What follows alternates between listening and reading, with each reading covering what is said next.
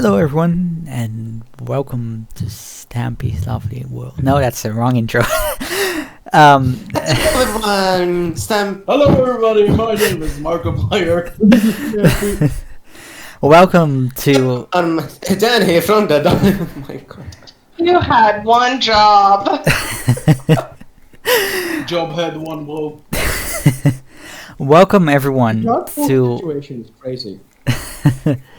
welcome to episode 2 and session 2 of When the Dolls Dream of Freedom, a Dolls of New Albion inspired D&D campaign set in the same world parallel to the story of the operas made by Paul Shapera. I am your DM, and these are your players, and what a surprise! Everyone's here! Say hi, everyone. Woohoo! Yeah. Hello. Hi, Yep. Cookie. It's like Smash Ultimate, everyone's here. Everyone's here. Colors waving to the starting all the flame. This is That's so fun. Yep. Time to pay $5 in order to play my main. Okay, that's it. $5 billion to Israel. Amazing. Hey, thanks! I could use the money. Well, on John Israel. John. Free money. That who's strong is so good. I mean, if I'm John Israel, then Ducky is fucking Hold Jay on, Israel. guys, we might need to lock in to actually play D&D. Just maybe. And I will go get ahead and get started with the introduction to our session. Cities have curious ways of remembering, not through stone or through steel, but through the stories whispered between strangers. Yesterday, a forgotten place welcomed someone with no past. A single act of violence echoed louder than the factory whistles. An ancient thing buried beneath brick and iron stirred from a long sleep, and the flower found its way into unlikely hands. A kind soul offered warmth to a lost traveler, and the city awoke believing it understood what had happened, but it was wrong. For a while, New Albion searched its streets for one answer. It failed to notice another quietly approaching. Some stories begin with a choice, others with an arrival. Listen closely. The steam remembers, the roots are listening, and somewhere, an old promise is about to walk back into the light.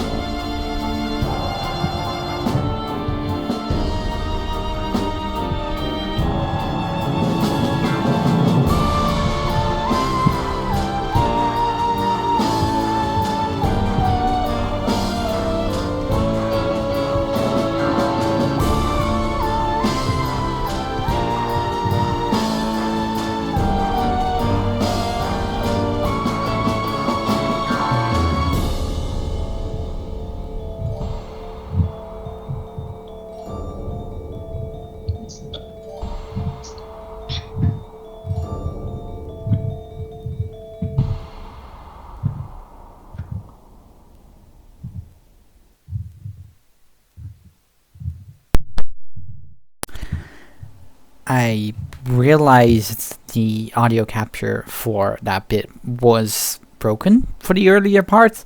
I fixed it about halfway through, Yay! but it was just the overture, so it's fine. Um, Okay. so Kill yourself. uh, Sorry. so we begin with something I realized I did not do last time, but players introduced their characters and who they played as, but not how their characters look like. So Oh my. that's an important detail. So we're just gonna go around the circle, and we're gonna each tell our character's name, who they're playing as, and a little bit about what they look like. We'll start with Shibi. Huh. Hello, my name is Shibi, and my character's name is Vernia. They are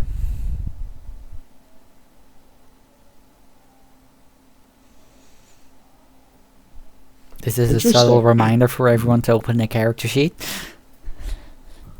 you could have told me. Mine up from the start. They are a druid, who is a bartender in a local bar. Incredible. And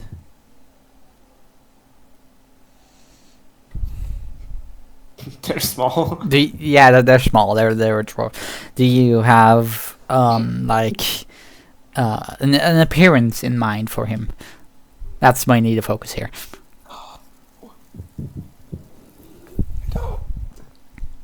You don't? Okay, think about that. We'll come back to you when we get to that point in the session. Abyss, you're next.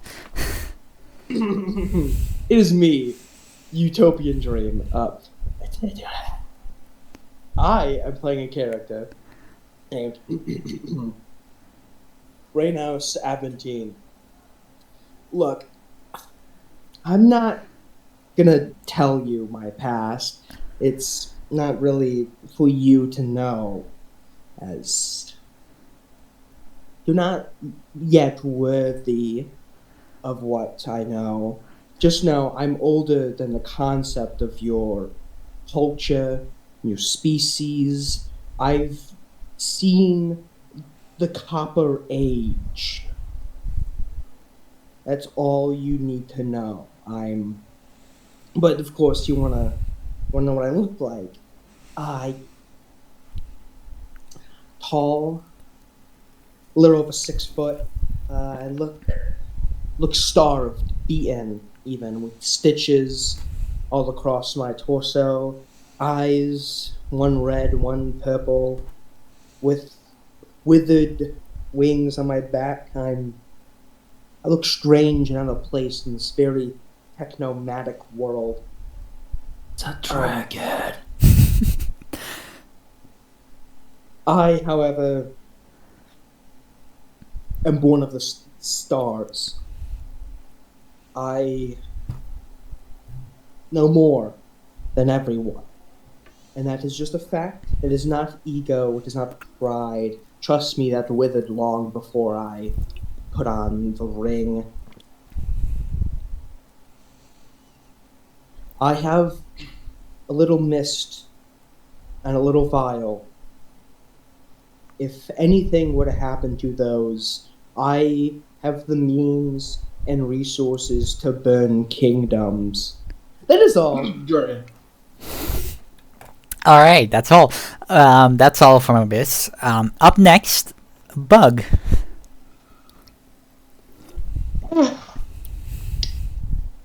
Ew, hi. But are we supposed to do names? Names, Yes. and Oh, okay. Oh, my character's name is Angulus Martis. And then my character has black hair, white skin, red eyes, is 6'11", extremely skinny, and 169 years. And female. She looks very gothic and has really good black lipstick that does not smudge.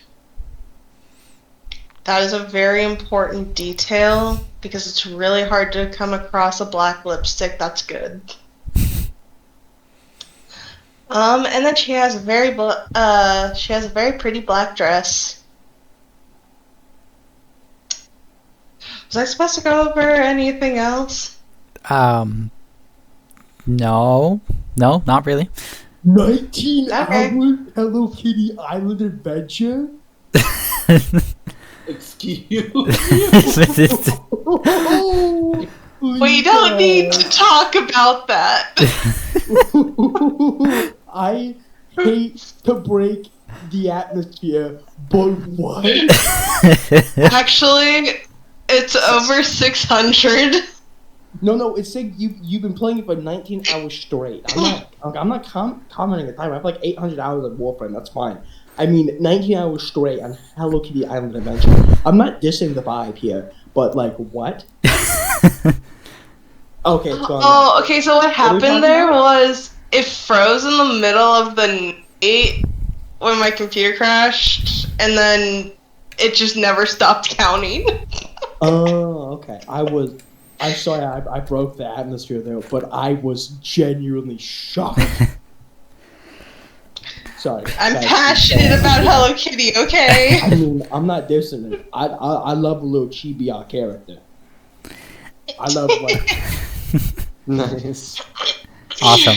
Anyway, sorry I broke the atmosphere. All right, and then and then finally Phoenix. Hello, it is I, the bird that never dies. I play June. June is 23, she's 5'5", she's 176 pounds, she has black eyes, she has tan skin, and brown hair with red highlights. And she Wait, is a did you say boy. brown hair? Brown hair. Okay. Thank God, I heard boner hair. But why? Why would you? I Why stopped would you? breaking the bit here. That's why I asked. I was very confused. Yes. Yes. The quantity of the human race.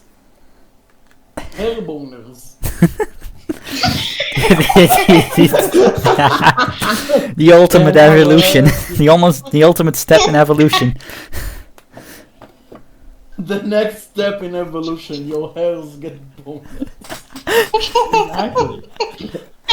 I've seen it. Like, why? Why would you? Like, imagine like a beard, dude. Why? Okay. I guess you never. You just think get about a that. face full of boners. Oh my But god. somebody's. Oh no, I took a hit off my vape and I almost choked on it. Okay. Guys, let's play D&D. Let's move this on before this gets any weirder. I don't want to get demonetized now. Oh wait, you are way too late for that. Yeah, probably. Or two. Don't want to get demonetized Oh, anymore.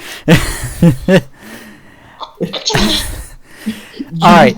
Drink the Kool-Aid already. We will for this My today's. sister and Moses, you are not making a penny off this. How many times will someone say the N-word before no money? Probably once. Who's going to take that? All right. It's So. fine, it's Chinese. He's singing in Chinese. It's fine. Boning. Sing in Spanish and get away with it. I mean, yeah. Well, not now that you have said it. Anyway, let's move this on. For the beginning of the session, we will be following Rhinehouse as the other three players are already together in Rain House. It's Rain House. Rain House. Okay, fine. Risk of rain, Yeah. whatever. Get it right, okay? It's my zodiac sign, okay? Isn't something in no mic? Don't check.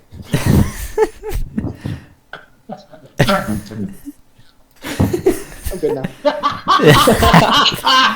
I kind of feel like I need to pull this image onto the screen now. Yes, you do. Do it now. I need to put context of this.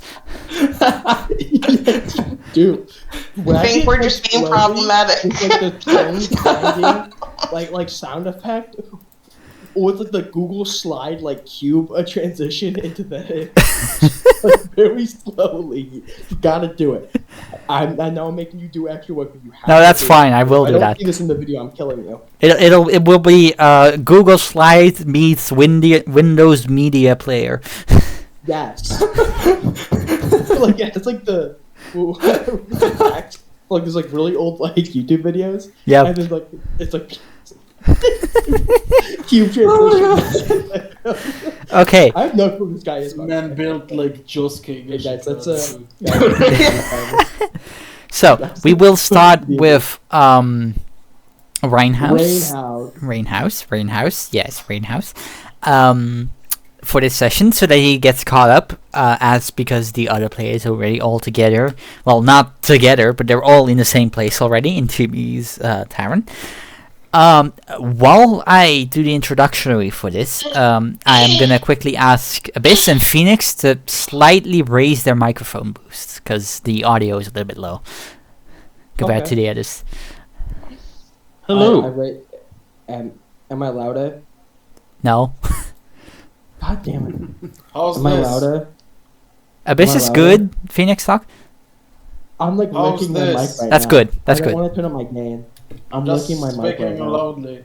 Okay, this is good. So, All right, Ready? Just deep out the mic. and here we No. and now we start with Greenhouse. Remember your practice. What? So what do I have no context for what anything looks like. Don't worry, that's gonna come. I have an entire bit planned out. Sarah, another image. Another image. No mic chat. Sure. So a second meme is in the chat. I'll just. All right, I'll gladly add these in for context. Okay, here we go. Hey, what am I doing? So like, Okay, I have no context for anything it looks patience, my child. like. Pain inch. No. Darkness, Stop it.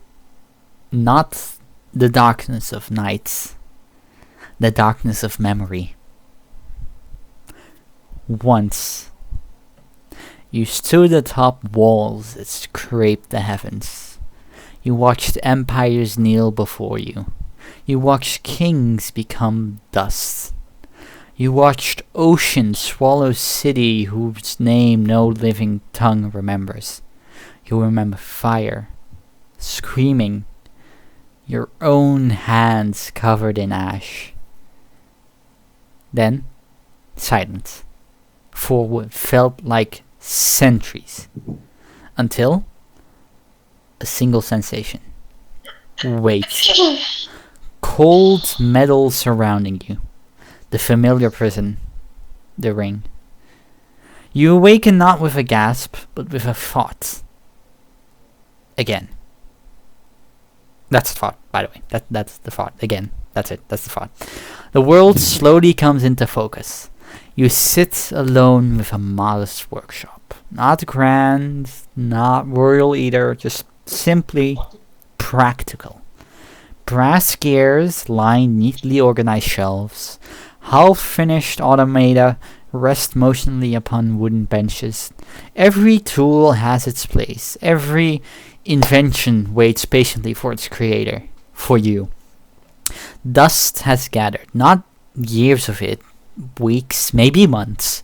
Someone has cared for this place while you were gone. Someone who understood that eventually you would return.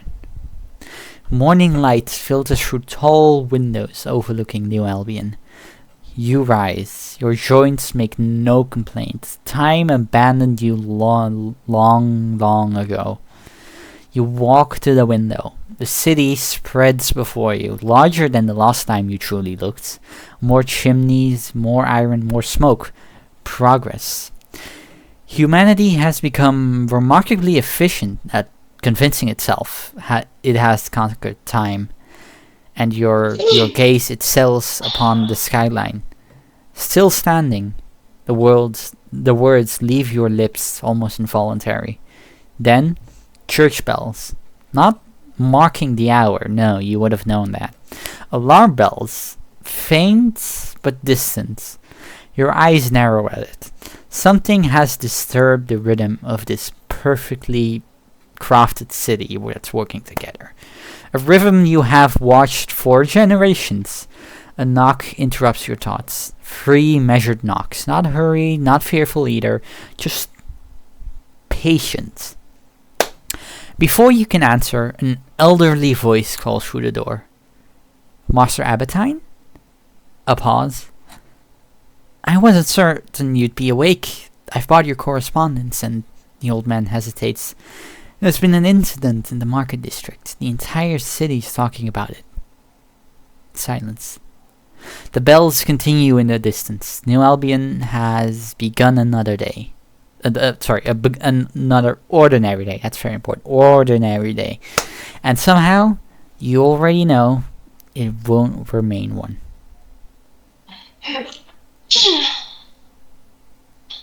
Is this where I take over? This is where you take over, yes. Okay. Thank you, sir. May I please have the report of what has transpired in the market? That's an interesting question. How am I gonna... Bug, why did you have to make things so complicated? I didn't know! You didn't know, you stabbed the guy! Character. Unless someone makes me giggle, I'm staying in character. I need everybody to understand this. I understand. So giggle in character. I tried! You stabbed the dude in broad daylight, stupid! What the fuck do you think is gonna happen? They ran at me! That's not an reason to fucking stab them! Here. Yeah, it is! Here. Alright, I know how I'm gonna do this. Edmund gives a slow nod. Of course, he unfolds a neatly written sheet from inside his satchel. His spectacles slide lower down his nose as he scans the page. The incident occurred approximately an hour ago in the East Market District. He speaks clearly, deliberately, almost like reading an official report. A young courier was pursued through the market by 3 unidentified men. Witnesses disagree on whether the pursuers were common thieves, hired security, or private agents. The courier was intercepted by a lone woman. He pauses briefly. She did not aid him. She stabbed him. The wound was severe. The courier collapsed immediately. The assailant seized the courier's satchel before fleeing into the marketplace. Edmund turns his page. The city guard initiated pursuits. Multiple witnesses report unusual magical lights filling the market shortly thereafter.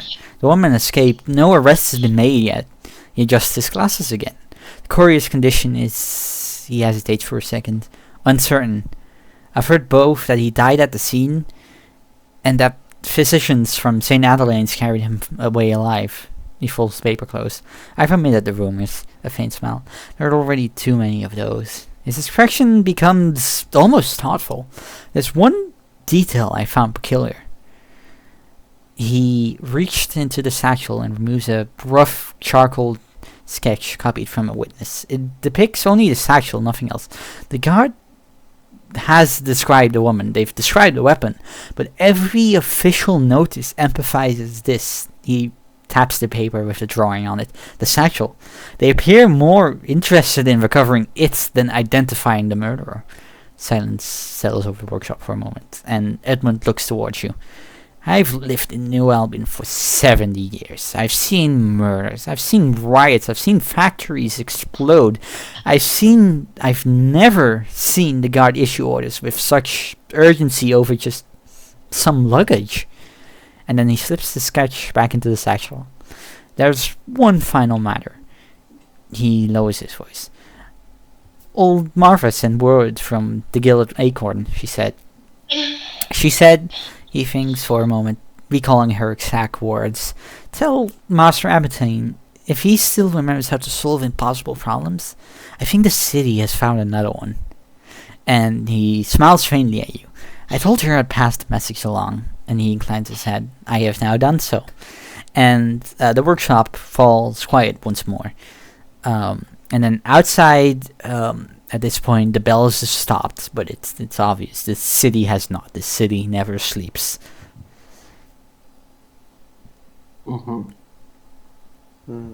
Okay. So, look, I'm being real with you. My little sister keeps texting me about snacks for camping. I missed the whole part with like the acorn thing because she won't stop texting me. I'm so sorry to break the flow here, but she won't stop texting me. Turn your phone off. Like I have to. No, Discord. Oh, Turn on streamer mode. Just shut up. Turn on streamer mode. Blocker. It's my sister. I'm not shutting her up. Blocker. My No. Kill them. Just kill them. I'll just. I'm so sorry. I heard everything. I got it perfectly up till like, oh hey, there's one more message from the Guild of Acorn. Yeah. So there's one final matter, he says as he lowers his voice. Old Martha sent word from the Guild of Acorn. She said, "Tell Master Abatine if he still remembers how to solve impossible problems. I think the city has found another one." And then he smiles faintly at you. I told her I'd pass the message along, and then slightly bows and says, I've now done so. And then the workshop falls quiet once more. Okay. Always speaking in riddles, never in direct message. God, I hate egotists. But there's greater matters at hand. That little satchel, bag, luggage, whatever it is, it seems to be of great importance to the upper nobles, which means that I must at least know of it as they do. I do not trust these mere toddlers, children even, with something this important. They've never lived more than a lifetime. Mister, do you know roughly where they were headed to, or any hint where I could possibly get in contact with these people that stabbed the guy?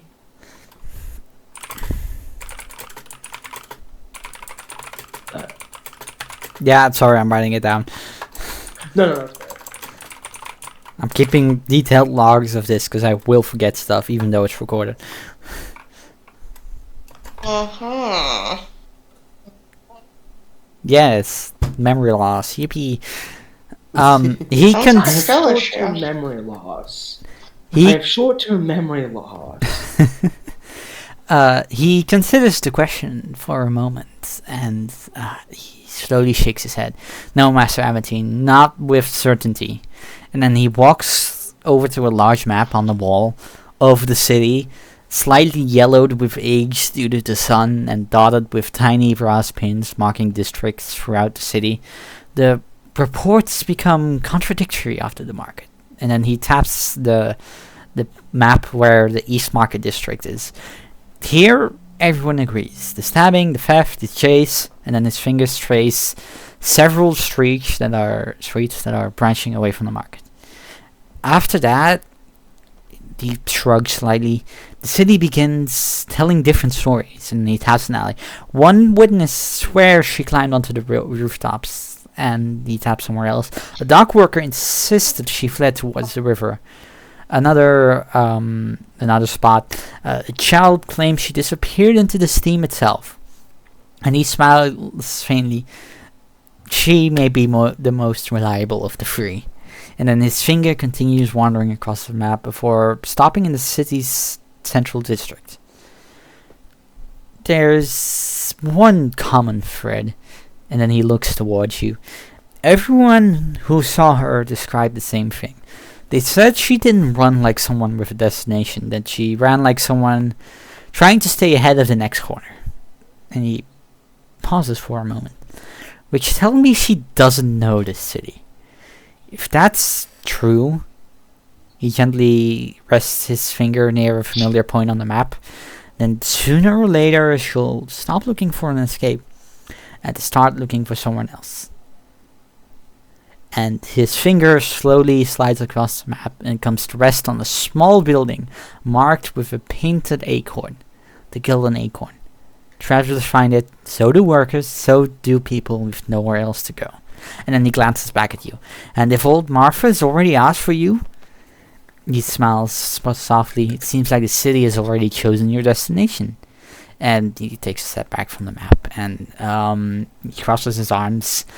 I cannot promise she will be there, but if I were forced to wager, I would wager on the tavern. And then the morning light finally comes in through the windows and catches the brass mechanisms that are scattered all across the room. Okay. If that person has nowhere to go, then I could probably know more if I offer them safety, shelter, as you said, they do not know these places. So, if I offer them safety, then they may be more trusting of me. And since they're newer here, they may not know the tales, the lies or truths about me that many of the higher blood fear me of. So, perfect. I will be heading out. Make sure my workshop is in great order. I have some traveling to do. My financial reports will be in shortly. Just leave them on the desk. He stands up. What? No, go on. He stands up with a popping and snapping, not too dissimilar from metal, and grabs his things. He grabs a little vial he ties along his waist, a pink ball left on his desk with chisels and hammers of all different metals and qualities surrounding, and puts it in his pocket, clicking on it as though it was some buttons, and heads out to that tavern.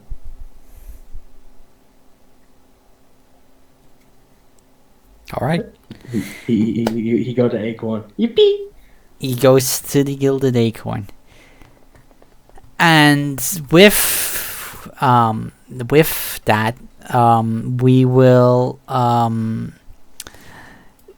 pick up back where Vernio left on with Shibi.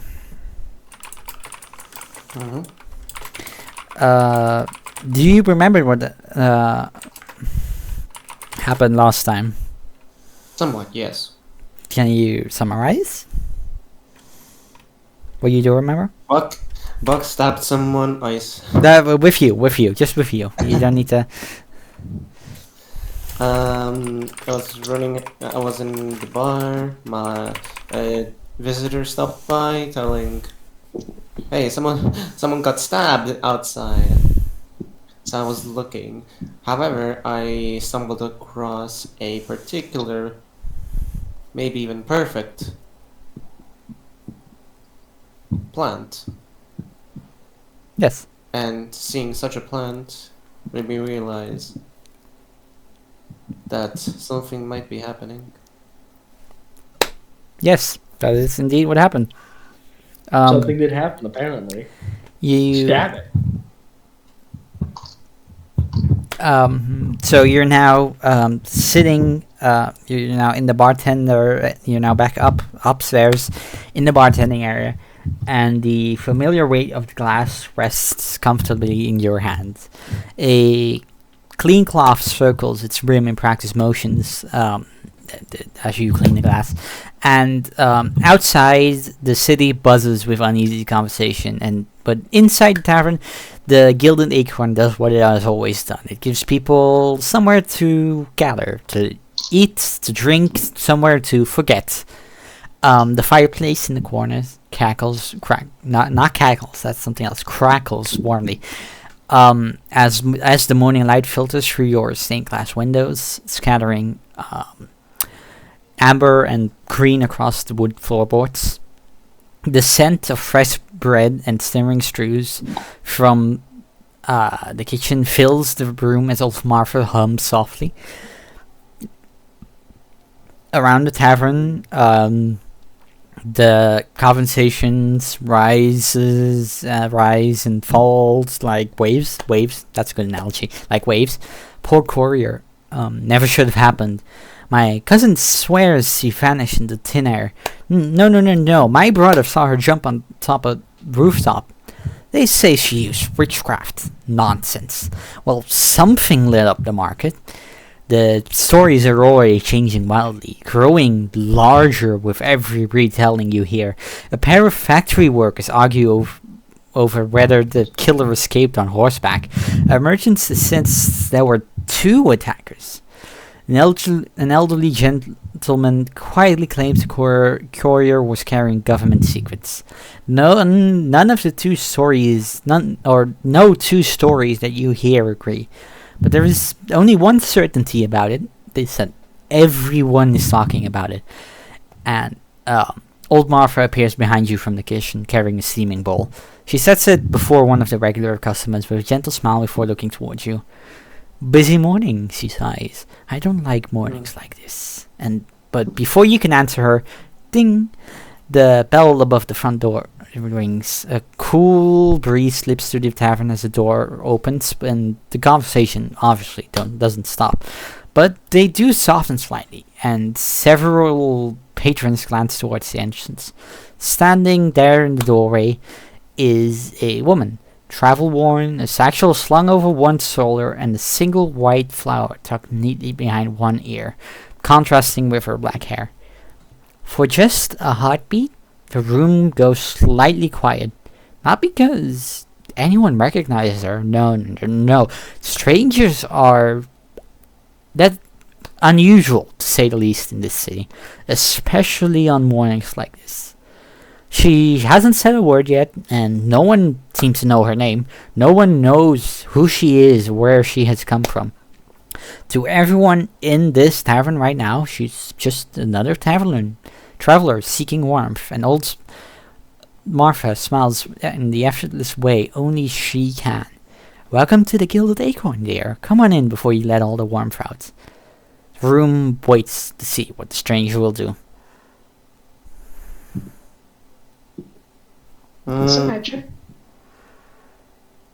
So this is both a point to start for Bug and for Shibi. I was just curious.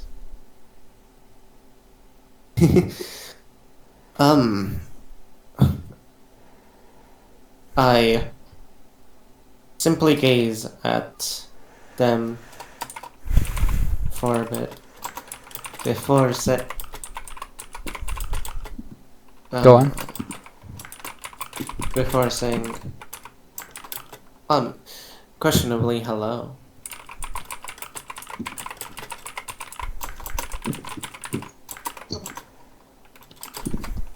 Confused. Simply look at the woman.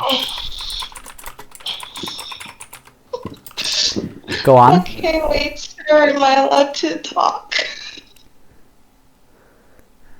Yes. Yes. It was like an opening for Okay. you and Chibi. Okay, I just wanted to double check, so I'm not talking over people at the wrong time. I'm just gonna look very suspiciously and say hi. Oh, this is awkward.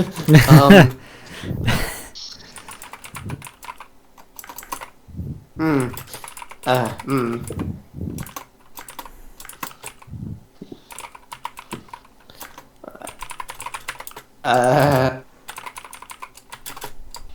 Should I just describe some more scene? That might help. I think that might help. Social awkwardness march?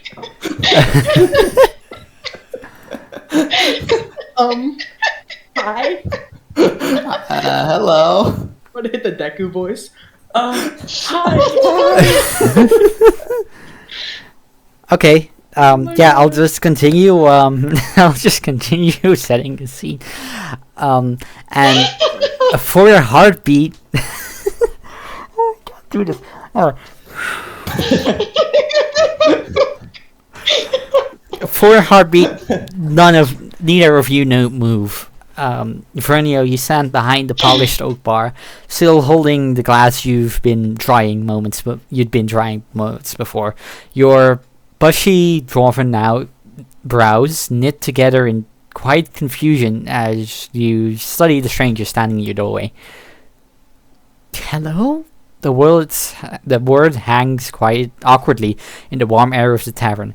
Not unfriendly, just simply uncertain.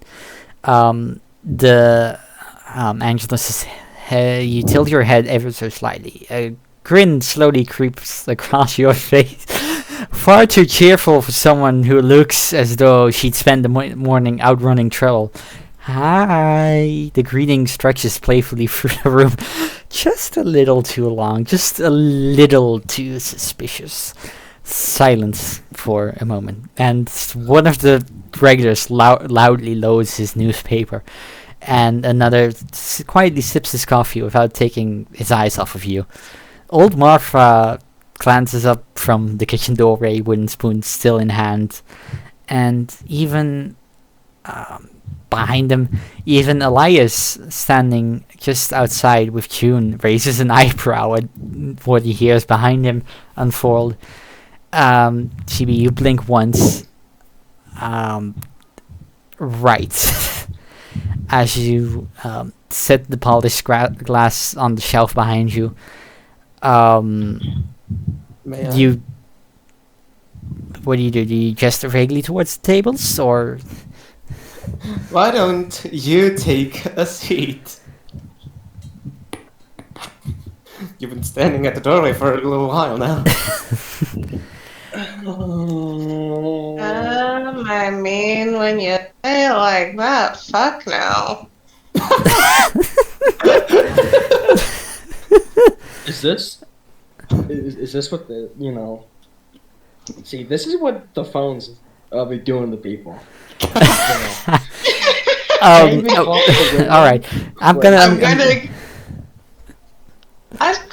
go and talk to the bartender and ask where the bathroom is. Haven't used the bathroom in a while. And peeing is important. Go on. She's the bartender. Okay. I'm just gonna ask him, Go on, RP. just Go on, RP. side-eyeing. Ask him. Just pee in the middle. Just pee in the middle of the bar. No,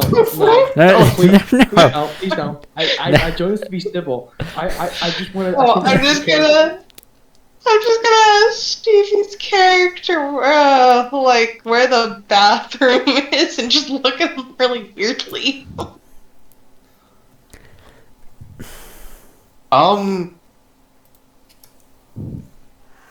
The bathroom's that way, and I point towards the corner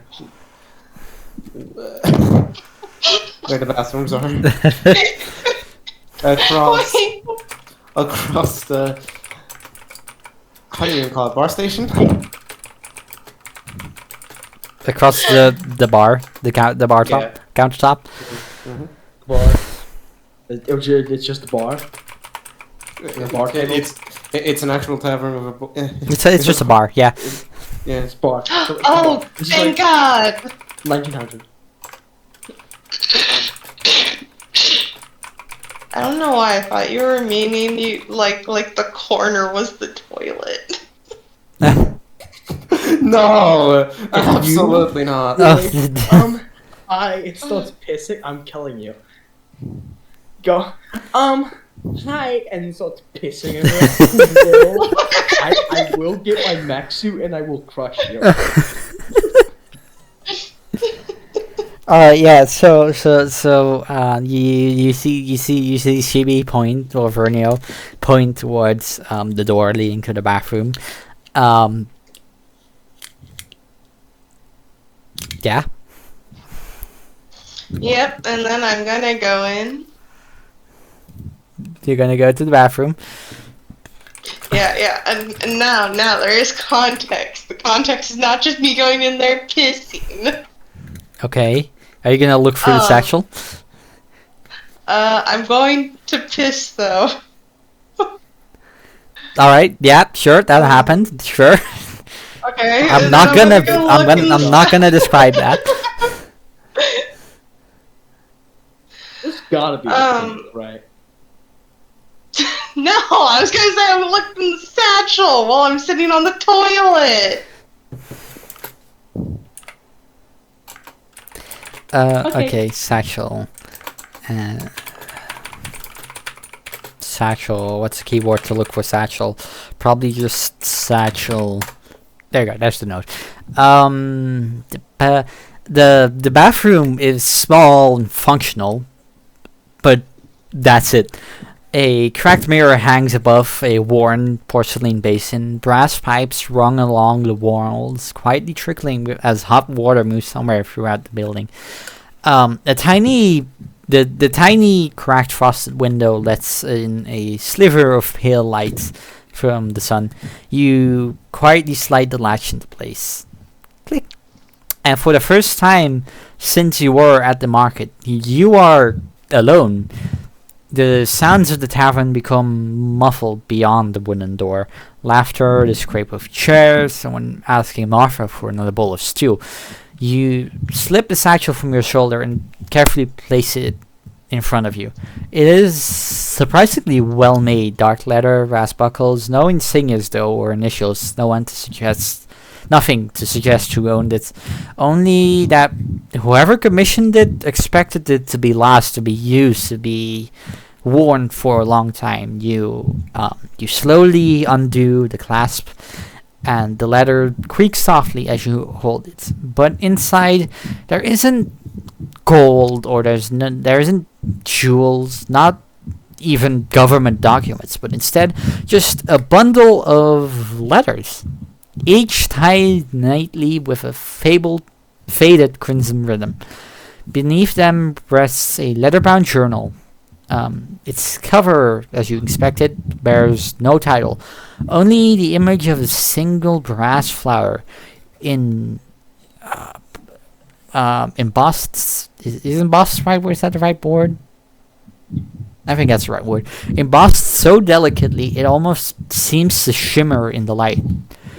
Tucked inside of the journal is a folded envelope. But unlike the others, this one is sealed. The wax is a deep crimson red. Pressed into it is the same flower you saw engraved upon the breastplate. Elias. Actually, no, you're not Elias. That's right.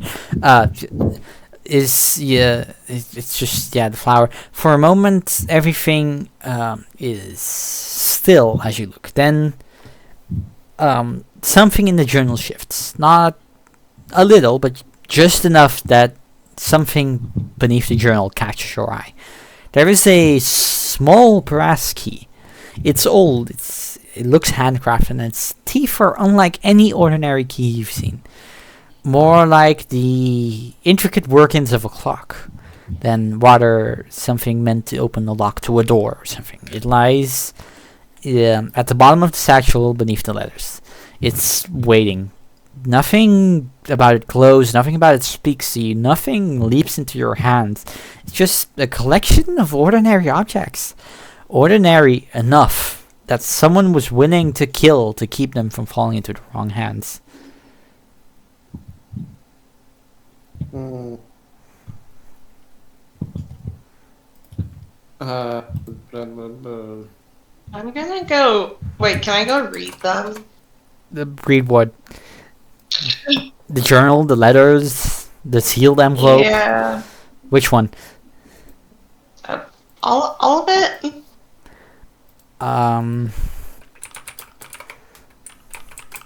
You want to read all of it? Wait, how long would it take how long would it take to read all of it? I'm just gonna. I have a few snippets written down. I'm just gonna copy and paste them into DMs. Okay. Wait, I'm just gonna skim through them kind of roughly. I feel like there's anything that sticks out exactly. So you're gonna skim through it. Yeah.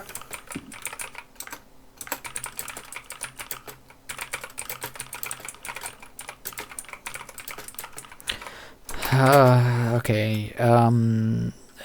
Skimming through it.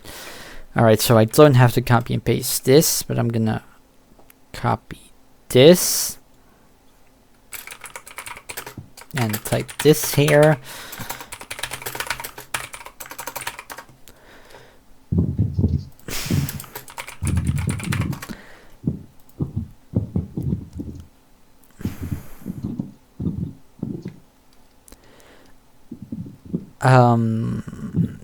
That one.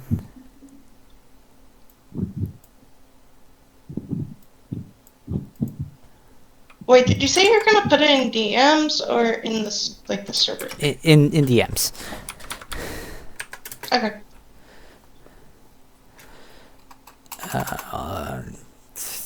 This is copied with Markdown, but I'm gonna add some extra Markdown. Alright, and you can read that on your own.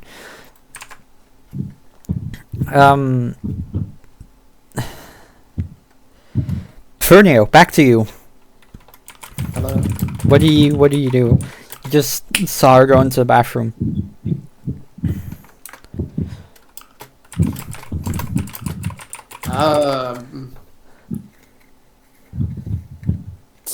I'll be honest, I got lost. Okay. The tavern. Yeah, the tavern. It settles back into the rhythm it was before. The strange woman disappeared into the bathroom only moments ago, and already the regulars have just begun returning to the breakfast like any other morning. Probably just another traveler. Still odd though. Didn't even order anything. Give her time. And as the conversation drifts away more, the crackling fire fills the pauses between the voices. As Martha emerges from the kitchen behind you, carrying another tray of bread. She. 1 second. Yeah.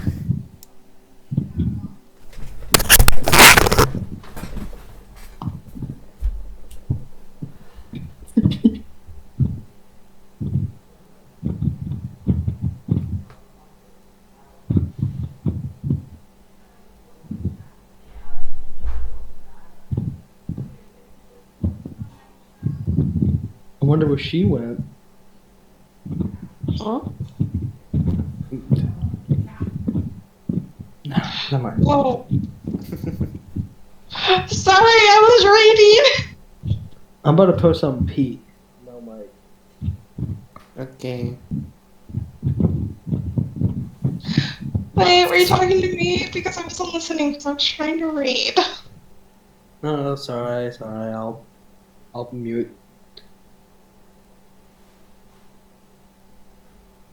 Funny.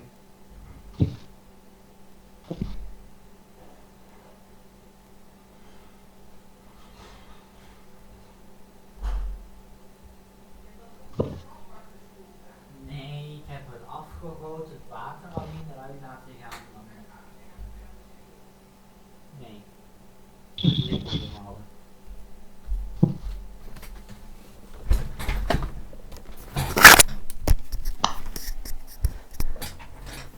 Okay, I'm back. Nope. Okay, I'm back. Hello.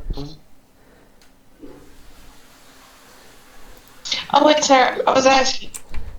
Were you trying to ask me about something? Because I was reading. No. I was continuing Fushibi. Oh. Yeah. Where was I?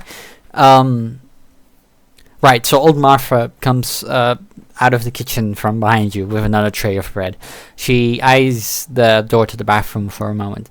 Poor thing, she says quietly. She looked exhausted. And then, without waiting for an answer from you, she disappears back through the kitchen door. And a few moments later, ding, the bell above the entrance rings again. This time, the door opens slowly. An elderly man steps inside first, carefully guiding a small hand cart over the threshold. Morning, Martha. Old Martha pokes her head from the kitchen. Elias, you're late. You always complain when I'm early. That's because you're usually wrong. A few regulars chuckle. The exchange has clearly happened many times before. Elias laughs warmly before stepping aside. Behind him stands a young woman. She hesitates in the doorway. Her eyes wander across the room. The warmth, the laughter, the unfamiliar faces. Everything is new. Everything is overwhelming to her. As Elias notices her uncertainty, he quietly gestures towards the empty seats near the fireplace. Go on. I promised you breakfast. I don't intend to break that promise. He gently removes his cap. And don't worry. The people here are kinder than they look. Old Martha snorts loudly from the kitchen. Speak for yourself. I'm not exactly as kind as I look. More laughter fills the room. The tension melts away almost instantly. The tavern has seen strangers before, but it knows how to welcome them. Elias wheels his cart towards the bar. Morning, Vernio. He gives you an easy smile. Wouldn't happen to have room for one more hungry soul, would you? He glances towards June. Found her wandering where nobody ought to be. His tone is light, but his eyes quietly ask you to play along. Not to pry, not yet. Simply just to help her.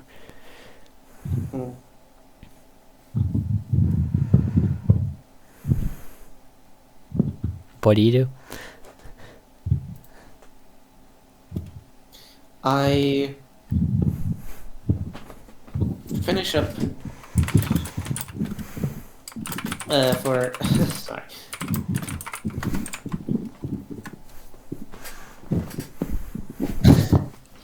Go on. We've got time. I finish up with with my cups, and then I approach the bathroom and give it a light knock. You're not gonna just play along with what Elias just asked you? I'll be honest, I couldn't hear you. It was all. So Elias My bad. wheels his car towards the bar. Morning, Vernio. He gives you an easy smile. Wouldn't happen to have room for one more hungry soul, would you? As he glances towards the girl, June. Found her wandering where nobody ought to be. His tone is light, but his eyes quietly ask you to play along. Not to pry, not Right. yet at least. Simply to help her, to help the confused girl. Right.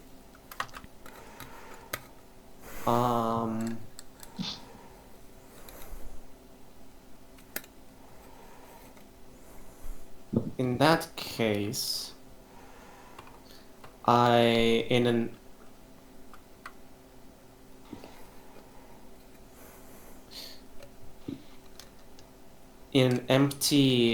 an empty table,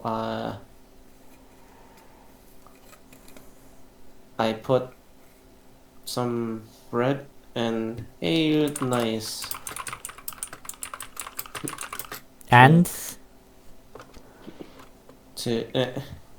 like you put down and tea. bread and tea. Good combination. Mhm. And I sit on the other side of the table.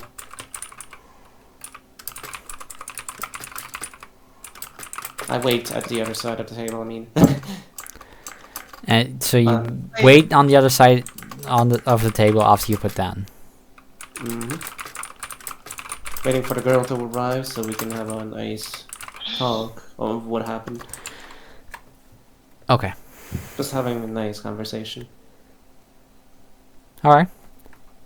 Wait, so is he knocking on the bathroom or not? No, No. he's not. No. I got Okay. genuinely confused. I was like, that's a weird thing to do. Is it?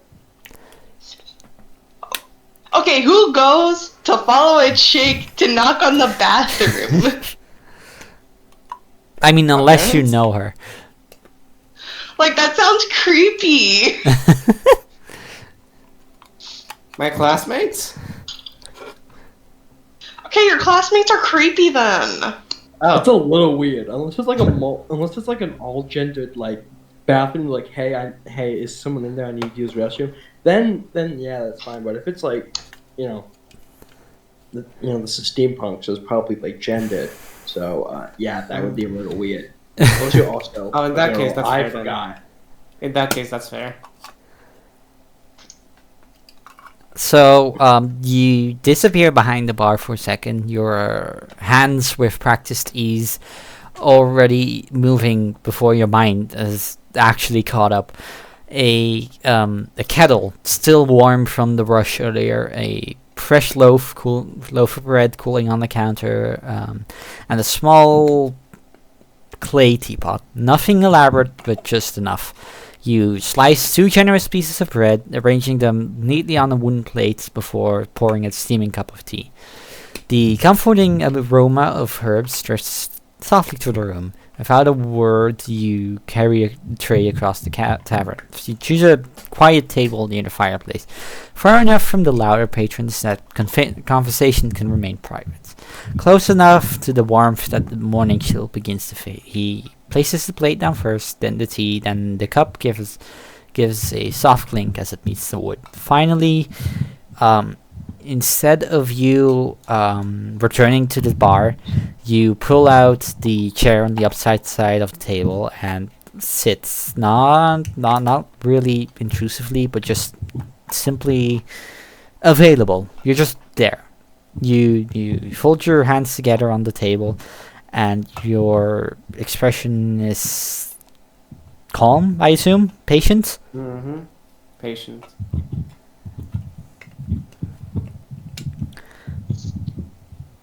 Alright. And Come. and trying to give off just a friendly smile. I'm just going to keep my stone cold face and just ask for vodka. You're gonna ask for vodka while you're still in the bathroom. No, I'm gonna walk out of the bathroom. Yeah, I'm just Details, gonna scream people, from details. the bathroom, give me vodka. Like in the most desperate. You can have, Okay, I'm gonna gonna- walk out of the bathroom and just like stone cold face, be like, give me vodka. I'll you don't know how to make toilet wine? That's sad. I'll have you ask it. No toilet wine. You have to ask the little mouse guy. I'll have to let you ask Martha. So you I'm asking who? Martha. Mothra from Godzilla. Like, you stupid. No, not Martha. I'm asking Martha. Godzilla. I see. I'm I asking see. Godzilla? I've been hearing Mothra. I've been hearing Mothra. the No, whole it's time. Martha. Martha? Okay. Yes. Martha What's the Wayne. matter? What's the matter, Sorry, that popped into my head. The Rod.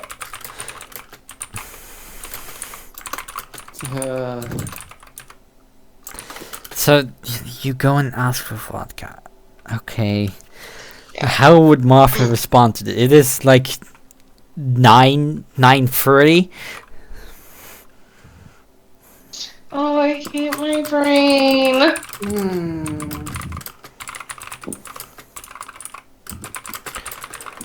I go and whisper to Mafra, I think she's crazy. As you approach Martha and you ask her for vodka, she looks up from the pot she's stirring as shadows fall across the hatch almost dramatically.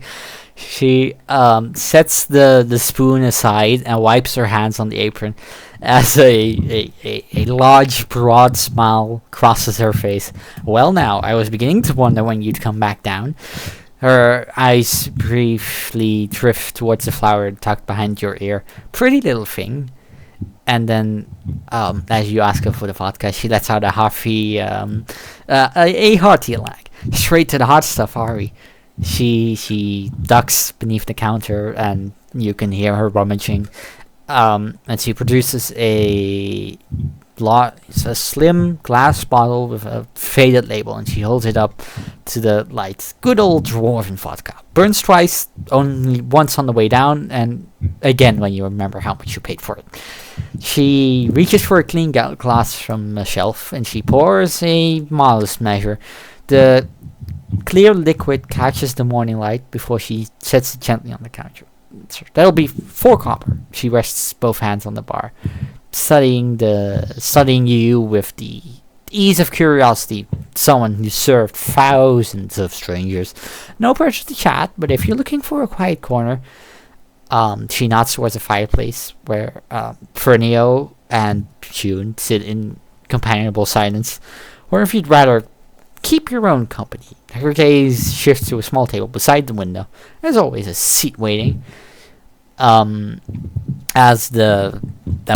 I'm repeating myself, but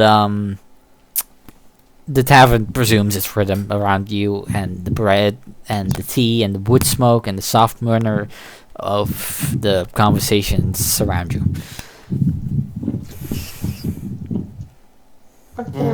Can I ask for like multiple vodka drinks, pay for it, and then go sit by myself at the window looking like an absolute fucking alcoholic? No, one per person. Especially this early. Not this early. Sorry, I cast divine intervention. What do you think I was gonna do? The DM is casting spells. One is one. Okay, I can agree with it for the funnies, but now this is gonna get out of hand if I keep allowing this. Okay, no, I was not gonna participate in drunk behaviors. Uh-huh. I actually was serious about that. I just wanted to look like a fucking alcoholic in the corner. You can always order more after you finish this Okay. Okay. I'll go drink it in the corner by myself. Okay. I grab your metaphorical DM shoulder, and I shake my head side to side and say, "Don't implement drunk mechanics. Don't do it. Don't do it. Don't do it." Oh no, I have more detail. I'm gonna have my character wait, do I get a straw with it? Do you want a straw with it? Yes, Hold on, wait, real Get quick. out the Who straw. drinks their vodka with a straw? Psychopaths. Is that you?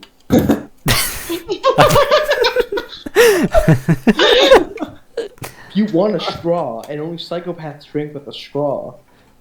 Yeah. Farkle, dog. Sure, you can have a straw. Okay. This is your last straw. This is your last This is straw. your last straw. Okay, so You're gonna go my with such sparkle. straw, I am going to have my arms in a circle around the drink and just looking down and sipping from it. Weirdly fast. I'm going to be drinking it weirdly fast through a straw while low-key protecting my drink. Gonna look like a homeless person eating for the first time in weeks. Okay, you know what? Let's move this conversation to Vernio and June, because this is gonna go off track really quickly if I let this go on. Yeah. Don't let it continue. Sound like you're sad about free will. Yes, Yeah. yes I am. Yeah. I'm in Sarah's shoes. I fully understand why free will is a sin. I've committed two entirely original gameplay mechanics, a like horde flash pipeline mechanic, and a full cybernetic system because one of my players wanted something. Free will is a sin created by God to make us suffer. Anyway, sorry, please go on. Truer words have never been spoken. Yes. Okay, so the the tavern settles back into its rhythm. From the corner by the window, the occasional clink of glass joins the murmur of conversation, but no one pays much mind. Martha glances around the room, satisfied that breakfast has finally reached everyone who wanted. As she disappears back into the kitchen, humming to herself softly. The fireplace cackles beside you, and the log shifts with glowing embers as Elias removes his worn cap, placing it carefully on the table before easing himself into a chair with a consented sign. My knees. Wow, okay, English. My knees always remind me when I spend too long on the ground. He chuckles to himself before turning toward Trinio. Businessman kind?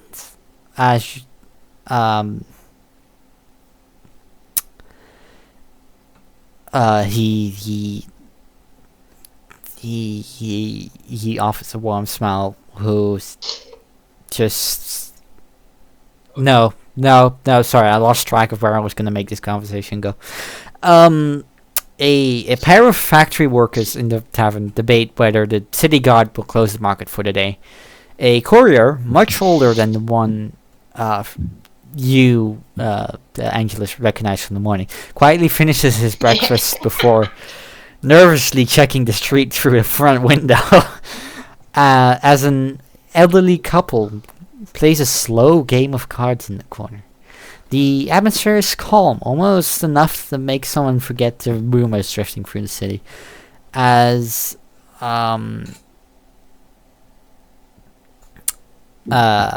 wait, no. I think I've lost track of where I am. Yes. No. Relatable. Autism moment. DSM-5 moment. DSM-5 moment. No, this is an Obsidian moment. Oh. Sag.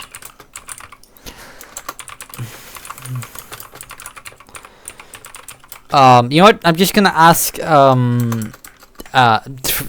June, you haven't done anything yet. Is there anything you wanna say, do? You're just sitting across from Vernio next to Elias. He put down some tea, some bread. This seems like a kind man. I eat. Even though I technically don't need to eat, but I eat. What?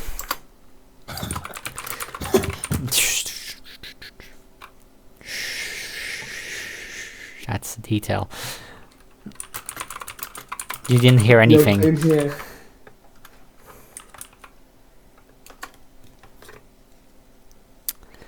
The bread, as you eat it, it's still warm. The crust cackles.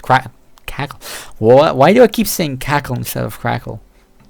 I must really Yes, be the into. red laughed. Gives a satisfying crackle before giving way to a very soft, airy center. Simple ingredients, but baked very well. It's almost comforting. The tea in front of you carries the faint scent of mint, steam curling lazy into the air. Across the table, Fernio's friendly smile doesn't waver. He seems perfectly content to let the silence exist. Elias noticed you finally eating, and lets out a quiet breath through his nose. Good. He leans back in his chair. First rule of New Albion. He gestures towards the bird. Never try to solve life's problem on an empty stomach. A grin slightly appears on his mouth. The city's complicated enough as it is. And old Martha peeks through the serving hatch, seeing the untouched loaf of bread steadily disappearing. As she basically yells through the tavern. Now that's what I like to see. No point in baking bread if nobody eats it. She disappears back before you or anyone really can answer. The sound of pots continues almost immediately as the morning carries on. The card game in the corner reaches another hand. Someone laughs near a window outside. A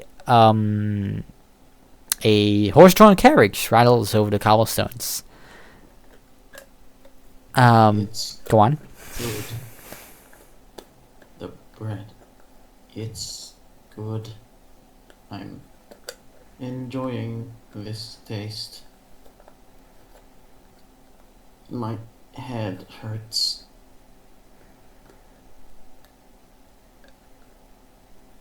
Shiri? Do you... Are you okay? I think so. I don't know much.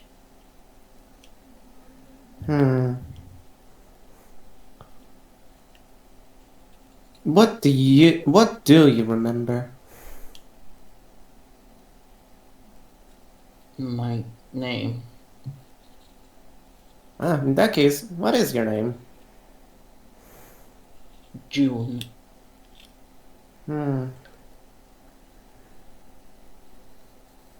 I see. Do you have a place to rest?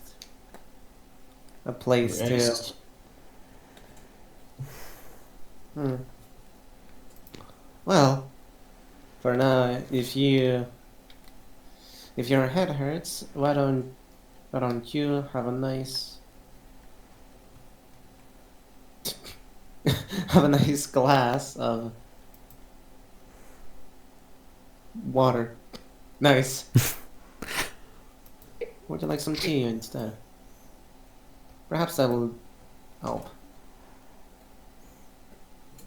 What tea is this tea you speak of?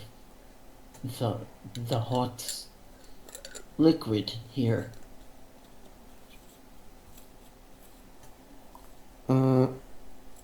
Indeed.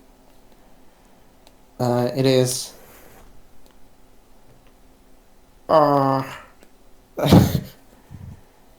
It is. Do you know what tea is? My head hurts thinking.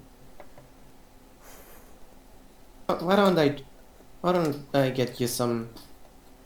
Anyway, I believe it would help. Just try a sip. If it's too hot, then we can wait it out a bit.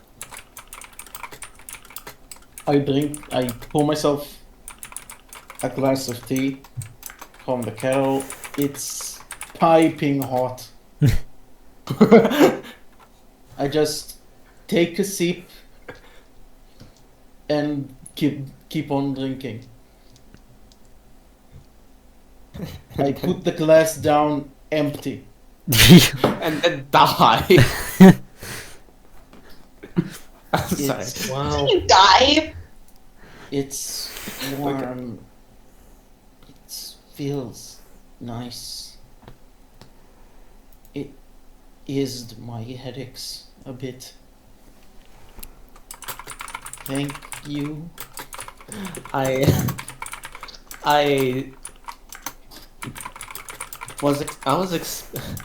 in my mind I was expecting that you'd be waiting a little considering the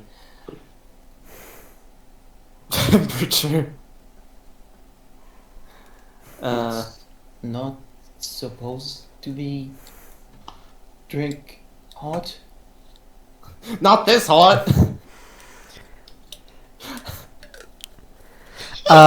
As you guys June looks like dumbfounded.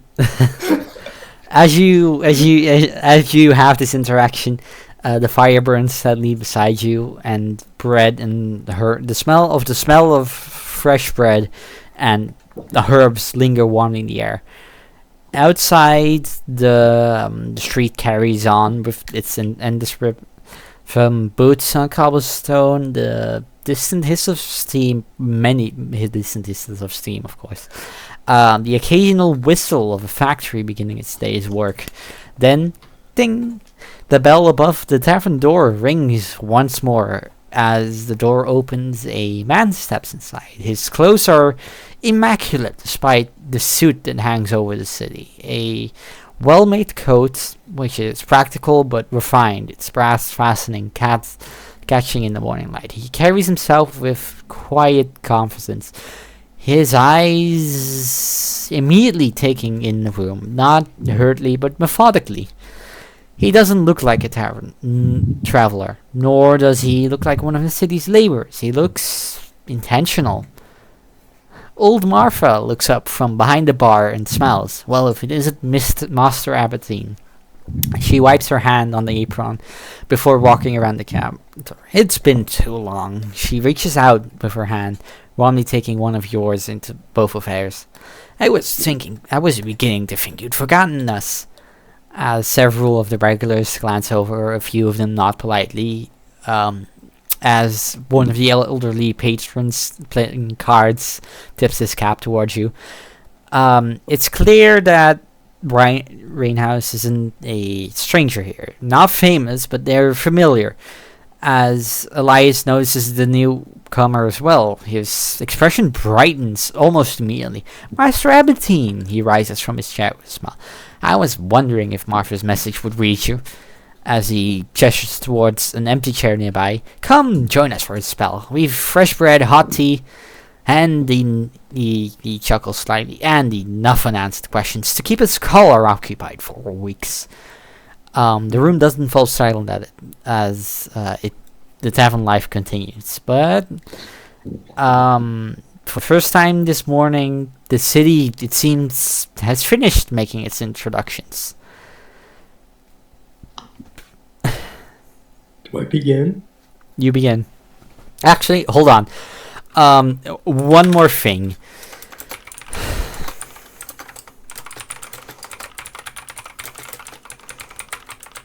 I'm gonna write something down before I forget it, because I will have to ask Phoenix about this later. I think I might know what you're talking about. But does it need to bit? Thought that was gonna be my bit, but okay, whatever. Roll eyes.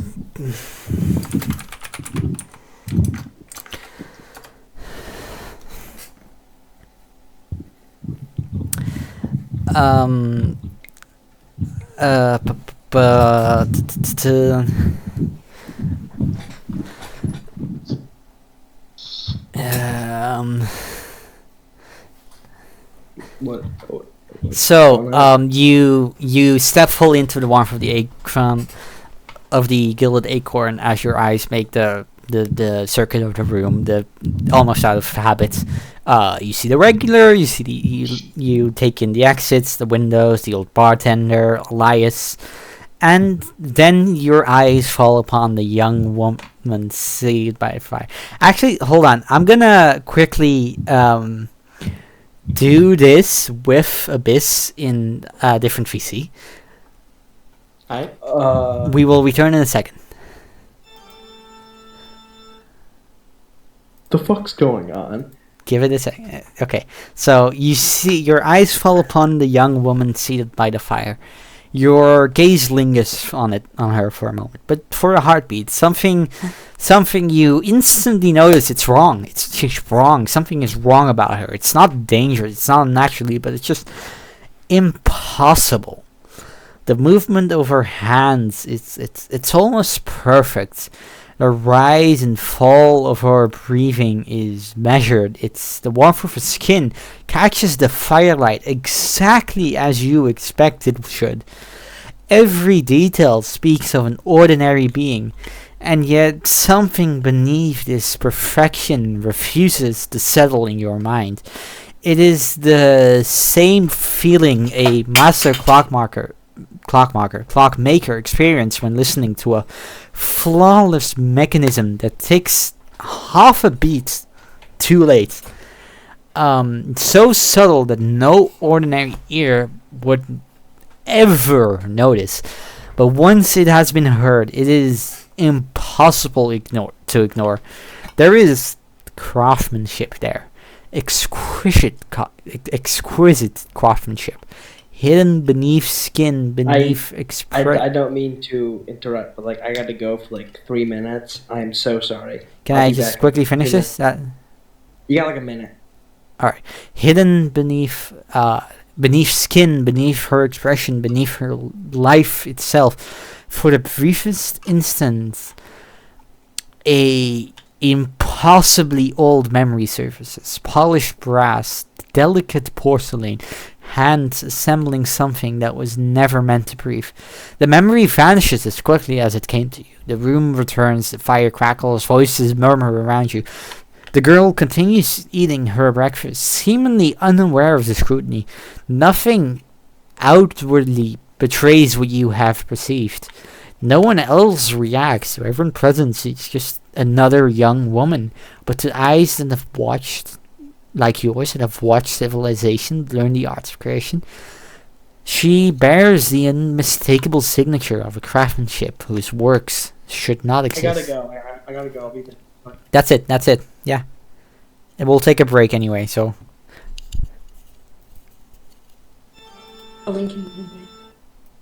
And with that, we are taking a break for a moment. Okay. Resume recording. Break over. Hi, we're back, everyone. So. Insert racial slur. Bug, you can't say that. 103.6. No grudge. Insert racial slur here. So, It's a homophobic slur here. no, you definitely can't say that. What do you mean? Yeah, I can. I'm bisexual. Fair. So, Abyss, remember what I described to you? Oh, yeah. Aware, and I'm gonna be investigating this almost immediately. I'm just gonna say that no, I don't want to say this out loud, but so I'm just gonna text you.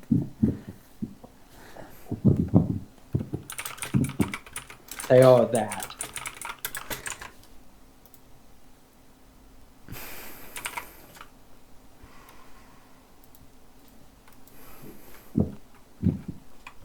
No.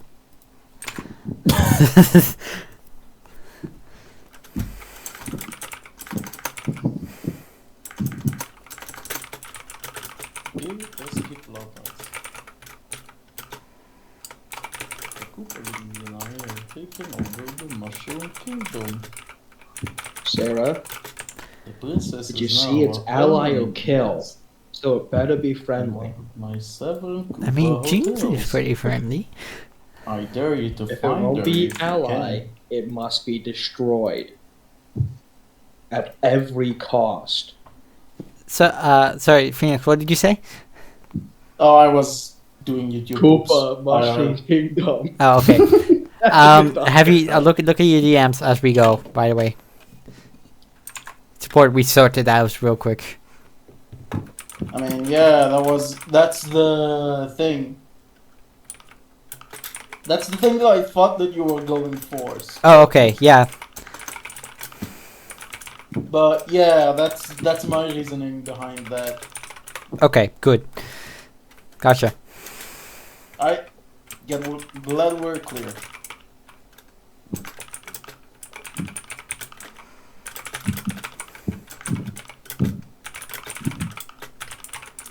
So who's like started? Who's like I'm quickly making a note of what I just discussed with Phoenix, and then I'll continue.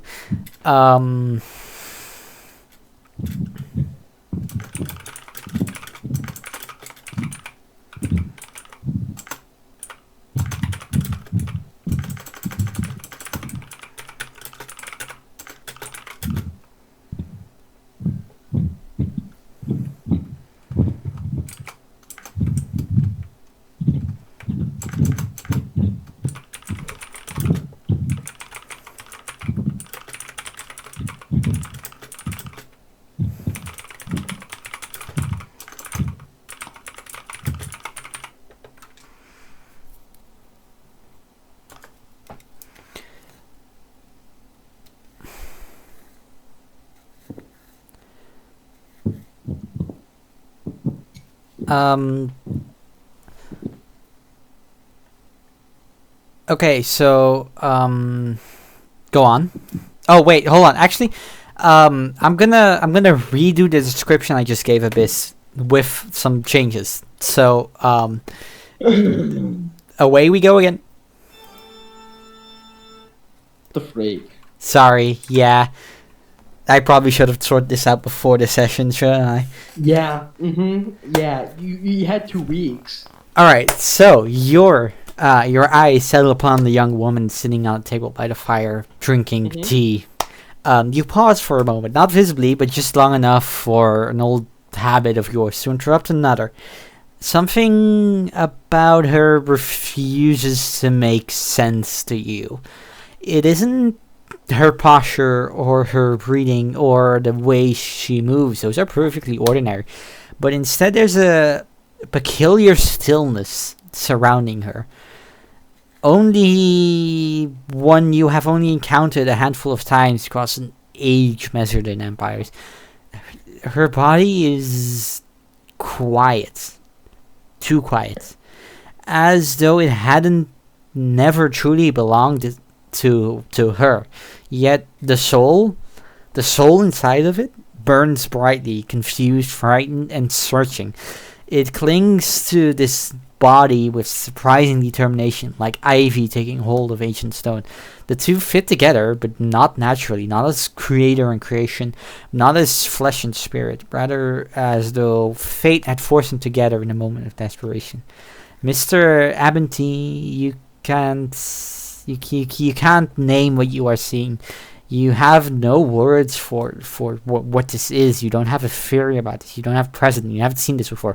Just the certainty that she has survived something she shouldn't have survived, and whatever happened about this, she hasn't decided to whether to accept it or not.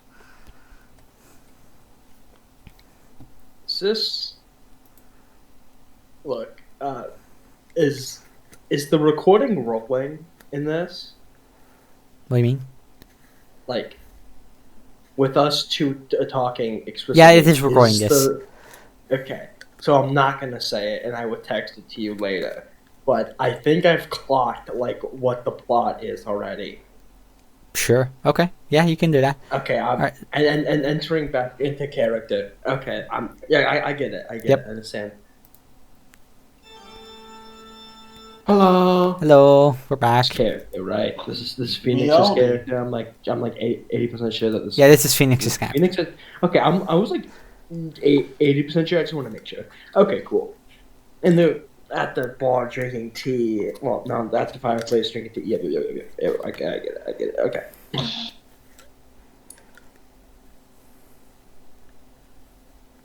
So okay, I'm making this move.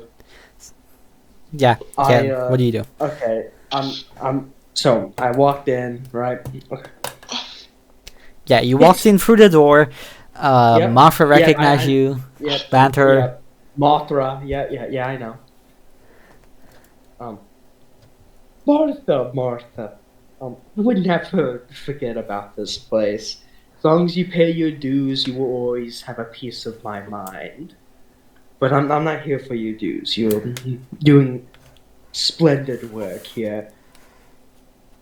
I just wanted to know something, as usually you've seen the more private sides of me than basically anybody else.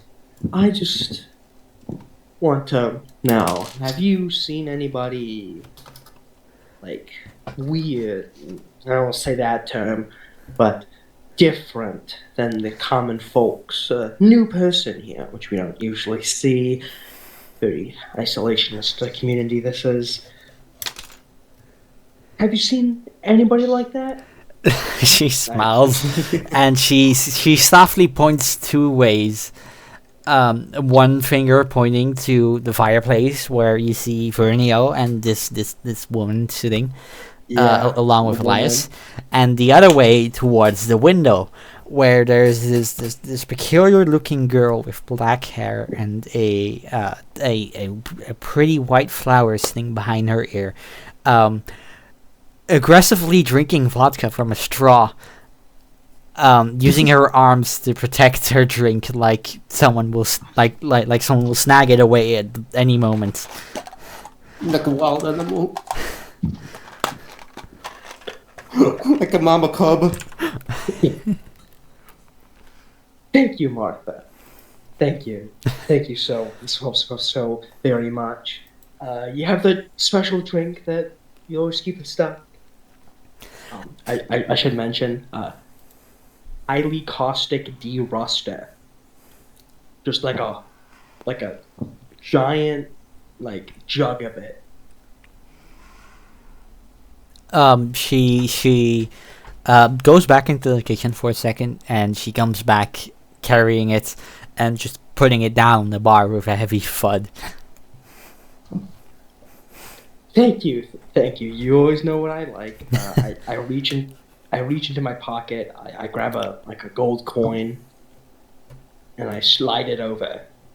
She takes it and she jokes again, and then heads back into the kitchen. I just grab it, and I start drinking it like it's gonna be my last day on Earth. Chug. It's a caustic degreaser for gears and pipes. Chug. I just start drinking it. Yeah, it's all gone. But most of the patrons are too engulfed in conversation.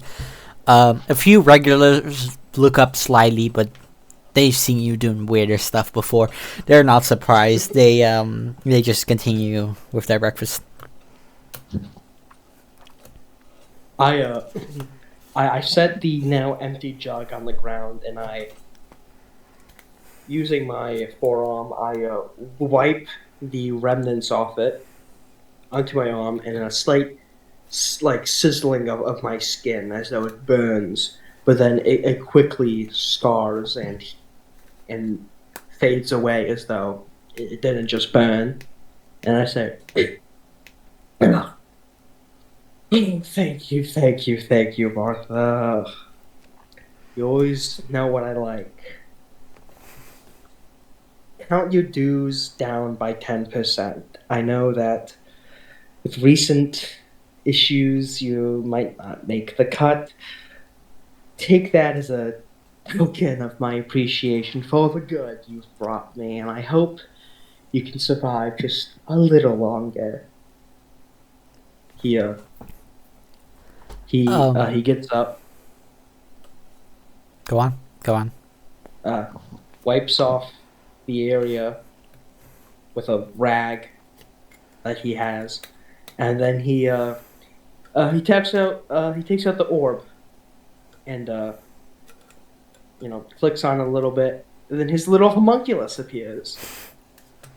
A small, let's say like half a foot tall, I guess using just half a foot tall mist being. That's a mist being, homunculus. A being made out of mist. Yeah. See, its head is the orb, but it has a humanish, slightly feminine. So like a body made golem, of basically. purple clouds. It's basically a golem. Homunculus. Yeah, that's my homunculus.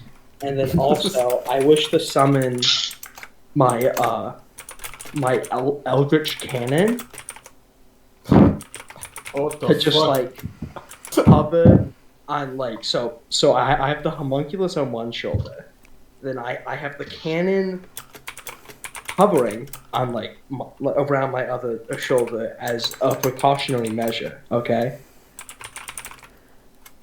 Okay. And I go up to this girl that piqued my interest for scientific purposes. What? Phoenix's character, okay? June, yeah. No, but for scientific purposes. Don't worry about it. And I go and sit next to them with the cannon kind of pointing at them, and then the homunculus with crossed arms with the orb it doesn't have a face, but like you can tell it's looking at Juno. Is that the name, right? June, yeah. June. Like the Mhm. month. Looking at Juno. Both are. No, and then just June, not Juno. Okay, just June. And Like the then month. Juno. and then I don't know how to explain this position that I'm sitting in, so whatever. I sit down next to them and I say, "Where do you come from?" So that was out of character. I don't Hello, remember. where do you come from? Oh, sorry, you're talking. I don't remember. Oh, convenient. Everything hurts. I'm sorry. Sure. I can't answer you. He pinches his brow. Sure. That's fine. There's something with you.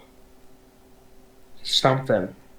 Is he sitting next to... Is Juno sitting next to somebody? Elias. We just- And again, Okay. Elias. June. Yeah, June. Yeah, okay. Like Is the June month. sitting next to some... Okay. Yeah. Is June sitting next... Okay, good. Next to Elias, and Vernio is also at the table. Okay. I haven't associated a character, a D&D character, with the people yet. I need like a written list. Like, Sheepy is blank. Docky is blank. You know Docky what I isn't mean? anyone. Ducky's an NPC here. Docky Oh, is a cloudless, the formless huff of smoke in the tavern. Just Oh. spectating. of course. That is the homunculus. No, my homunculus is very special. So, could I at least get your name? Do you know your name at all? June. Good. So June, do you remember anything? Part Like, from at, my name? at all? Like, about you. Do you, like, remember anything? No.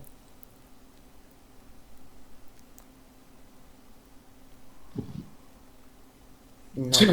I think. He sighs, not breathing back in. Okay. Do you know anything at all about, like, what you are? Please say yes, please say yes. June, like, June. points at June as in, like, herself. June. Yeah, What June am- about, like, June, like the body, you know? What am I? Yes. What? Yes, you. What? You. No, I don't.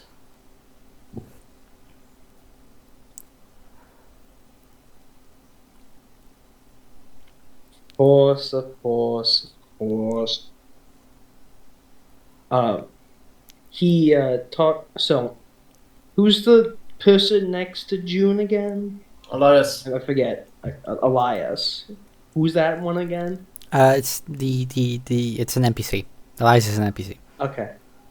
Never mind. Okay. You also know Elias. Oh yeah. Look, man. I haven't gotten a list of anything. That's fair. I'll make you a list by next time. You better.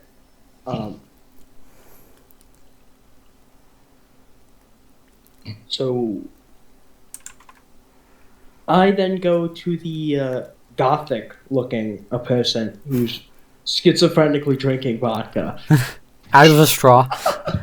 out of a straw. Yes. I keep you- my cannon out and the homunculus. Oh, by the way, those things are not leaving. You can see you can see the satchel on the floor besides her. By the way. Okay, is she sitting in like a booth or is it like a table? She's like on a chairs? table next to the. Well, no, it's more like a booth next to the window. Okay. Okay, so I sit in the booth that's like I sit in the seat across from her, Mm-hmm. and my little homunculus floats over, sits on the table, and starts like twiddling its thumbs, right? And then my cannon just stares dead into her eyes from like where you would go to like sit in to a booth. The floating eldritch cannon staring dead in her eye. My eye? What are your eyes? Sorry, okay. Did I lose one? Yes, I ate You it, will if you okay? keep up this behavior. Yes, if you will. I will make you lose one. I will get out my mech armor. Don't make me.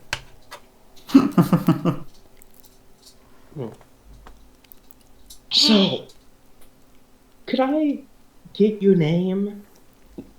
I'm talking to you.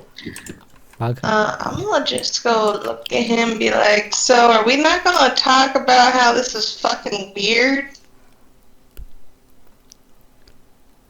About what? Specifically, the purple cloud thing or the giant cannon staring at you? Or Bug, me in roll, particular. Take your pick. Abyss, roll intimidation. Bug, roll wisdom. How the fuck do I roll in this stupid app? What would... No, the slash. Wait, what's a wisdom? What's Just a a- wisdom gonna do? Just a wisdom save. A wisdom save.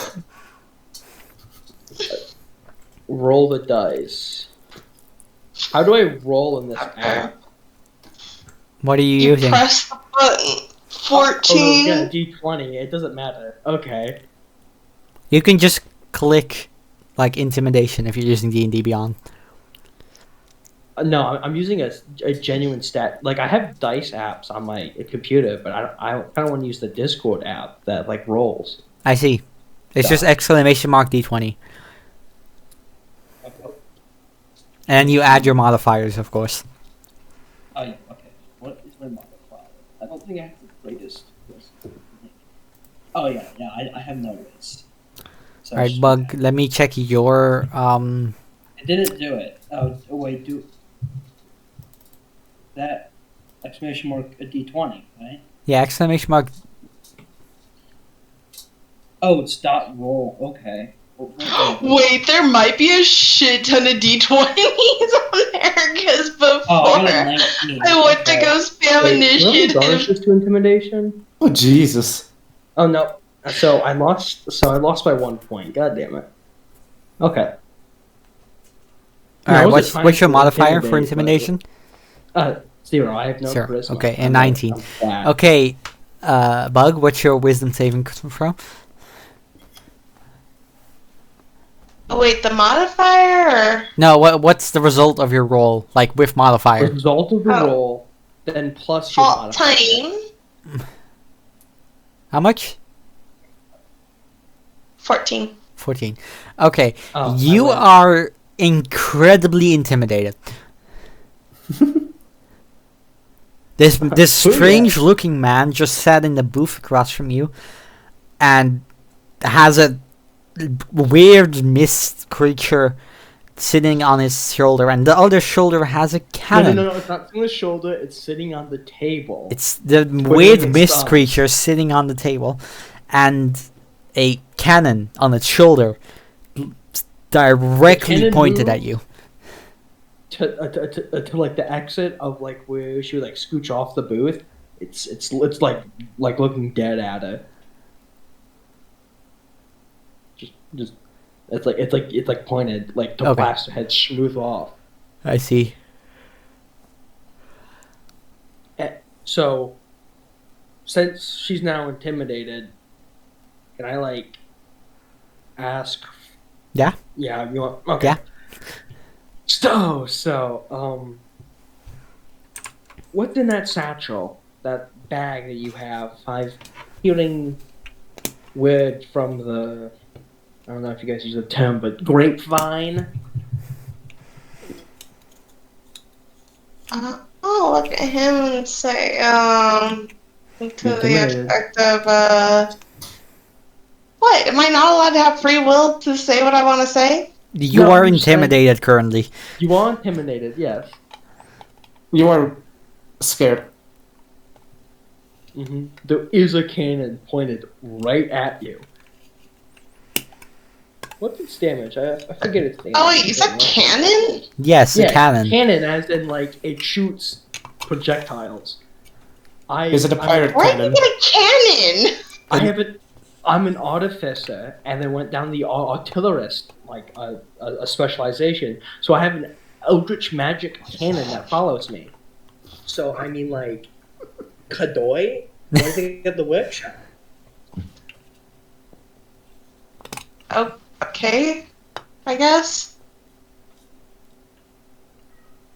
I'm just gonna pretend that's how it works. Yes. Yeah. Okay. It just I'm works. just. It just It works. just It just works. say it. It Just just works. works. It just okay.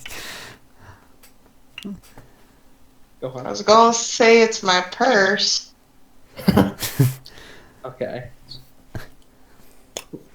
Okay. Would you know why every person that's even somewhat important to the running of this city-state is interested in your little purse? No, I find it. I'll say I find it quite creepy that, they're paying attention to my purse that much. A little weird. Have you? Yeah, it is quite creepy. Even my assistants and my allies. Well, not many are still alive, you know. They're all dead. They note the purse, that it is of great importance. Is there anything weird about it? Anything strange, possibly? No, not purse. Just a normal purse. You started. And I find. And my character's gonna find it quite creepy that people are just watching me. It is weird, huh? But honestly, I've seen a lot weirder. Rooting for you, Abyss. Thank you, kind citizen. I will decrease your rent by 2%. Then also I'm gonna say who said little person, sounds kind of creepy to be stalking a chick. It is weird, but I have to make sure my bases are covered, and something of this importance is something that I want to know about, even if it is weird, as you say, which it is. It's incredibly creepy to be freaking stalking somebody of the contents of their purse. Speaking of content, So, sorry, we're go on. agreeing that you're creepy. I'm agreeing that what I'm doing is creepy, but I'm not doing it for a creepy reason. I don't care about you. You're just another mortal being that's gonna rot eventually. I don't give a shit about you. I just want to know what's up with the fucking purse. The cannon seems to like steam a bit as though it's charging. I'll go sit there and be like, you Insult know Samus what? called short him. I'm gonna say at least I'm pretty and I don't look ugly. Oh no, Bug! Bug! Don't make me write another character. Wait. He just said he doesn't care about me. I'm gonna call him ugly. We'll say it. Hey, you may not care about me, but at least ugly.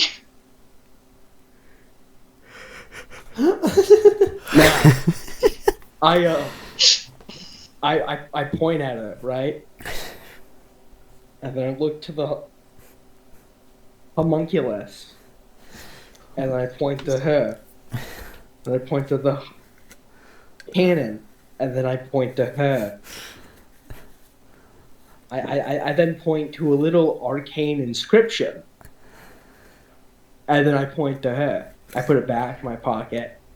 I take out the little blood vial and I hang it around my neck. And then I say, just tell me what's up with the purse. There's something with it. There's something with it. Stop dodging the question. Your little mist golem, I'll call it, your little homunculus creature, Homunculus. moves on their own, actually, without you commanding it. They quickly snatch the purse out of her, like from out next to her, and with small waddles bring it over to you. Almost. Am I allowed to try to dodge it? Yeah. You can try and grab it, yeah. Yeah. Try to roll. I don't know how. What do we roll for this? What would we roll for this? Dexterity, probably? Yeah, dexterity. Do dexterity. Yeah. I was gonna say dexterity makes sense. What's the chud's little Wait, roll? save roll. Wait, is it a roll or a save roll? Make it a save. Fusions. Okay. I get a homunculus. Okay, so it has a dex of +2. Nat 20, so Okay. 24. Yep. So I'm your homunculus yeah, begins go ahead. waddling towards you with the purse, but the girl sitting across from you just suddenly, like without you even registering the movement, she just suddenly snatches it out of its hands. I said to her, I didn't tell it to do that, but like, I fully understand the I'ma just look at him and say, your little shit stain's annoying. He immediately stops. He stands up and slams his fist on the table, and the cannon is looking red hot, about to blast her face, move off. Roll intimidation. Oh no, this isn't intimidation. No, This is just, I'm not intimidating. I'm not trying to intimidate you. no, but still, just this is mad. something pretty intimidating. So Yeah, that's true. Yeah. roll intimidation, just for effect. Nation point. Roll.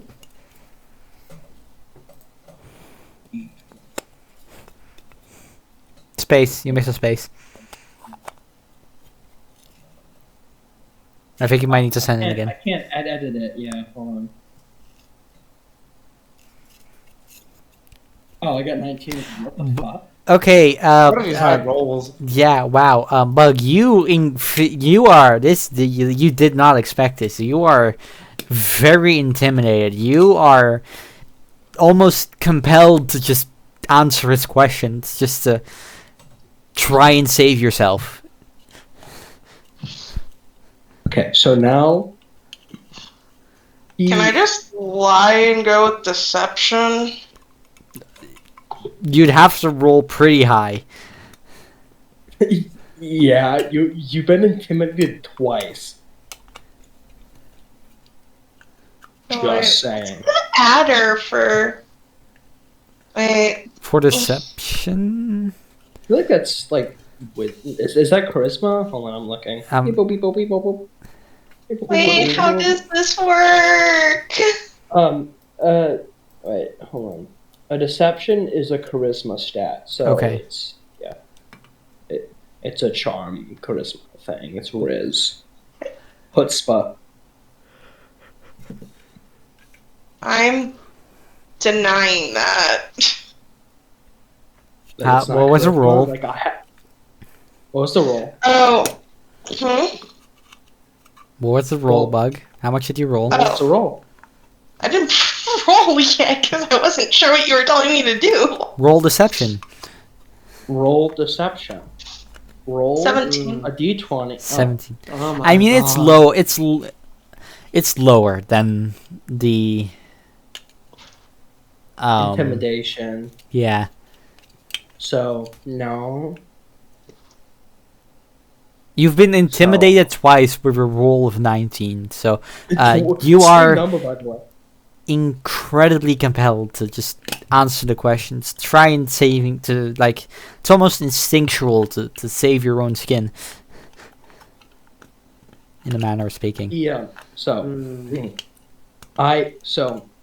so when he slams his fist into the ground, he grabs the table slightly. No, I'm not doing that.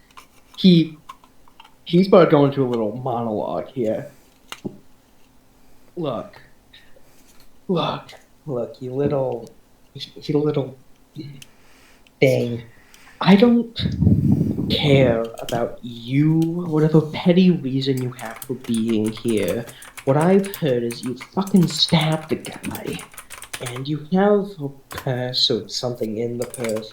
It is important to all these fucking noblemen. So, you're gonna tell me what's in the goddamn purse. Or I'm gonna say 1, I didn't stab anyone, and then 2, this is my purse, and 3, so what I'm hearing is you're a little bitch for a title of a nobleman. You're like just one of about to their fucking little snap. gremlins. Right now, it's about to fucking snap. I need you to understand this. He is at his wit's end and is so tempted to just kill this woman. He's so tempted to just summon the power armor and crush her head in his palm. I need you to understand that. He is holding back with every bit of his strength. Hold on.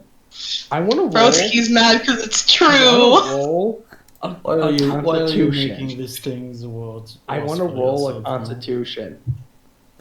If he fails, My he crashes Constitution. the fuck out. I'll allow it. Okay, I'm gonna roll. He has a +2. I hope it doesn't fail. This would be. I swear to God, if this is a not one.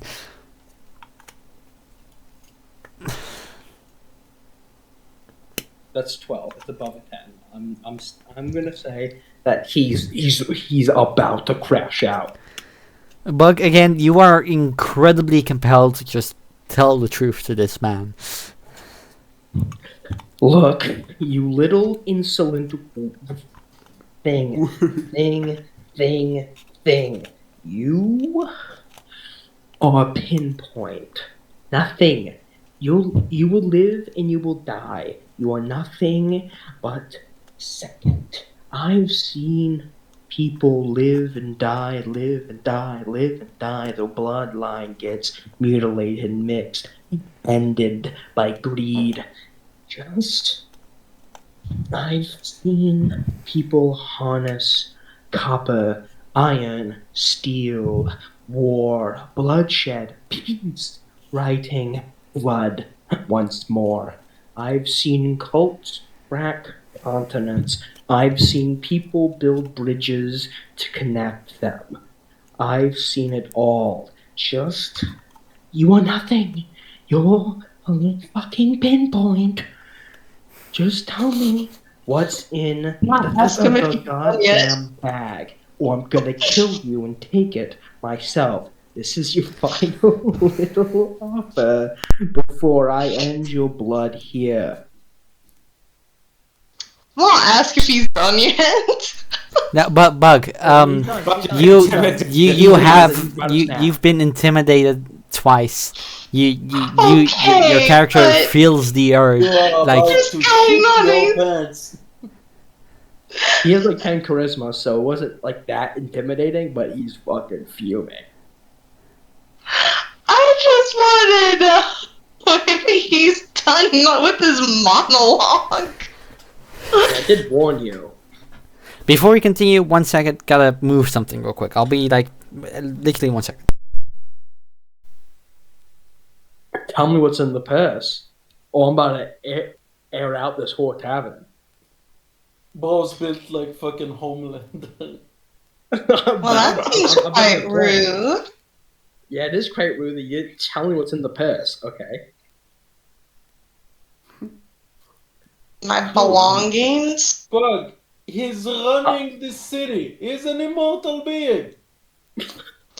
Okay, I will say my belongings and ask if he wants tampon, if that's what he needs. I'm gonna ask if he needs like a tampon or something.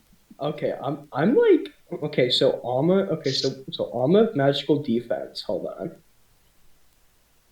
Dude, he's gonna slice you open magic. and serve you.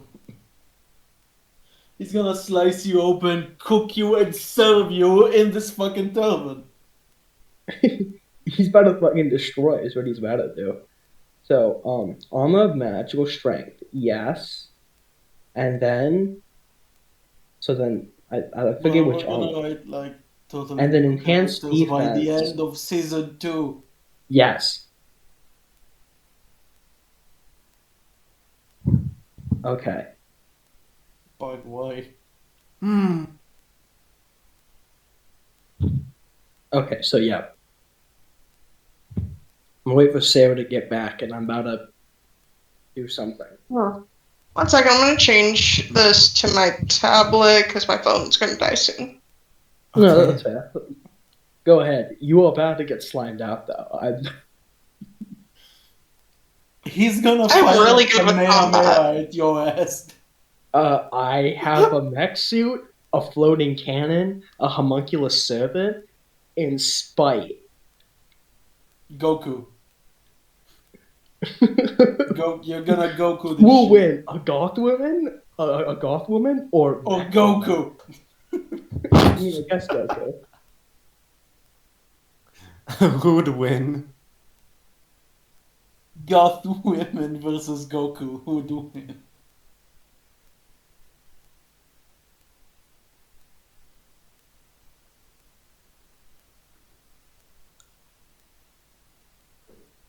Nuclear bomb against coughing, baby. Oh, wait. Okay, I just realized I was muted. Okay, I pressed the button too many times. Okay. I said goth woman would win. Oh, Against Goku? Yeah, I have reasons, against though. Goku? I have Okay. reasons. I want to hear the reasons. A shit ton of men simp over goth women and 100% would go to protect. And you know what? Goku is one person. An army of 1,000 sims could feasibly protect that goth woman. You do realize that Goku can destroy galaxies, right?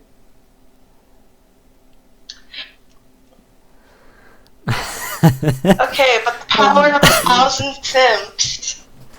He could destroy a galaxy full of Sims! What did I just come back to? Good one. Goth women versus Goku. All right, back to the story before this goes too far off track. I'm sorry. Yes, It's already derailed, bro. The power of the sims compels you. Oh yeah, Doc. Yeah, I'm about to commit murder. Okay, so can I go up to Martha and say to Close. No. Just say Sorry. could you get my hold on, what's that? Hold on. I give me just a second. I have to Google something. WD-40. Chainsaw. WMD. Dude, I can't believe Bug started the game by murdering someone, and now, a session later, Bug's gonna get fucking nuked. You win some, you lose some.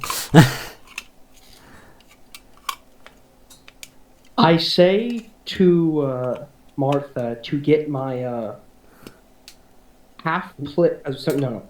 my breastplate armor and my spare shield from the back. She looks at you for a moment and she's like, "You sure about that, boss?"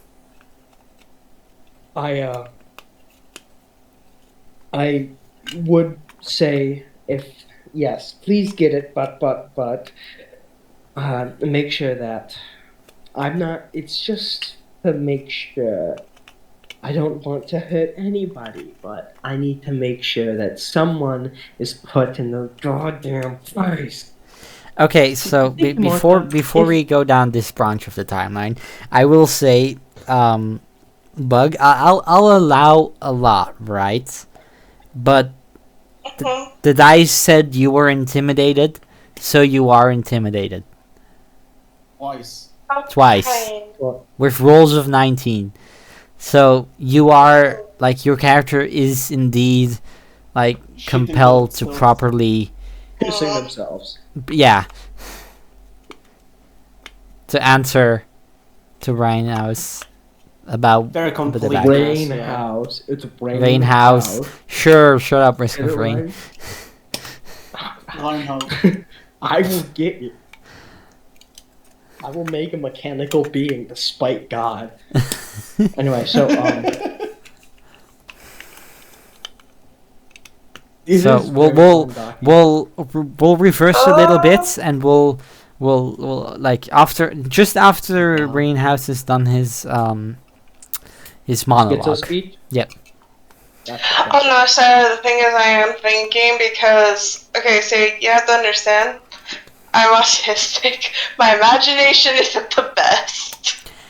I see. Well, yeah, but they're asking about the bag. Just you can tell them what's in the bag. That's fine. Okay. Well, I already did. I said it's my belongings. It's not technically your belongings. Like be truthful. Be truthful. It's Don't be like a Daijin, one of those genies. Tell me what's in it. I don't care if it's technically your belongings. I want to know item per item what's in the bag. Or just give it to me. I'll search through it, see what's in it, and I'll be on your way. Okay? I'll be out of the picture. I just want to know what's in it. Probably nothing. It's probably just a noble stroking their own ego and dick because they got nothing better to do. It's a few letters, and, gonna ask, if he's okay. May I see these letters? He's like aggressively tapping the table as like and you feel as though the table could break. Warning. Hostile territory detected. Wait, The Sarah, I have a what? question. go Like, on. within this is out of game. Okay, mostly as in I'm asking to make sure I can do it. Is it unreasonable to, like, scream that he's, threatening me? No, it's not unreasonable, but like It's not unreasonable, but I want to approve of it. Paycheck. I feel like half of these people paychecks. I'm a noble. I'm a rich person. I'm not like the highest, but I'm not like the lowest. He's well off. I'm off. well off. I'm like, I don't know. I would be like a real estate Upper middle I'm class. like a Upper middle upper class. middle class. Yes, I'm rich, but I'm not like I'm struggling around with like carriages and mercenaries. But like I have backing and I pay people's wages. I own the ball. Okay, so I'm not allowed to say that the meanie Bobini's threatening me? Again, you Yeah. are intimidated. Okay. You are intimidated. You are shit I just scared. meant. Oh no, I was gonna say, because that, like, is a genuine thing women do when they're intimidated. Yeah, yeah. I Scream think for I- that's what everybody does. I think that's what people That's do. why I was They asking. scream. I mean, Yeah, that's what- That warning line was in character.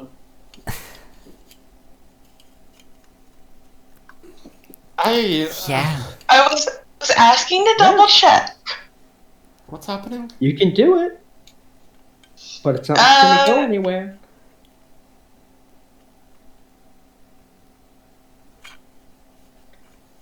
Now you just made it creepy.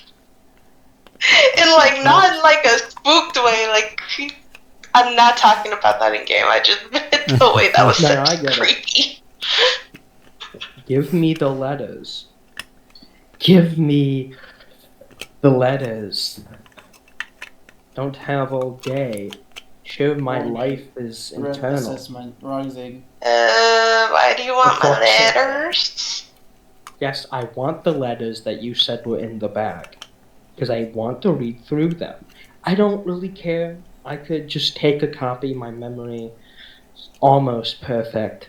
So, I just want to look at them. Just want to look at them. So, would it be good enough if I held up the letter and then you copied it? Sure, yes. I will grab a pencil from... Yes, that is fine. As long I'll as go you're do not that. keeping anything from me. So, Yeah. that is the woman sitting in front of you. She holds up the journal, and I will also copy paste it to you. Good. Send it to me. I'm putting it in my Google... my Obsidian, not Google Doc of everything. Luckily for you, it's already marked down. Wait, I have a question. What's your question? Are you just calling your Google Doc the Obsidian? No, Obsidian is a program. No, Oh, okay.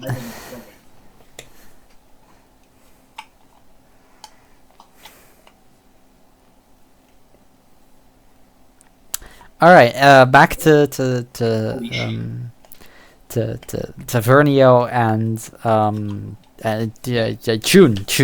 June's name for a second. Because I'm stealing the thunder, I think. I kill somebody.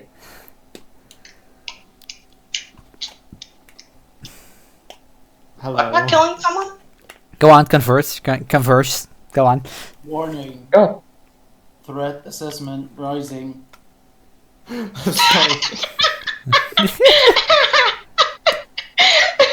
Not the bad assessment. Not the... See, me, I'm like, who the fuck? What do you mean threat assessment? That's awfully robotic. What? What the fuck is happening? I don't know. Oh. What the hell is happening?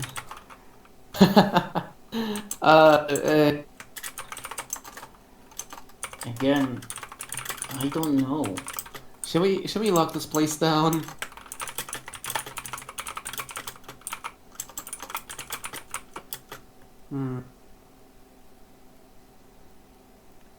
Maybe? What the fuck?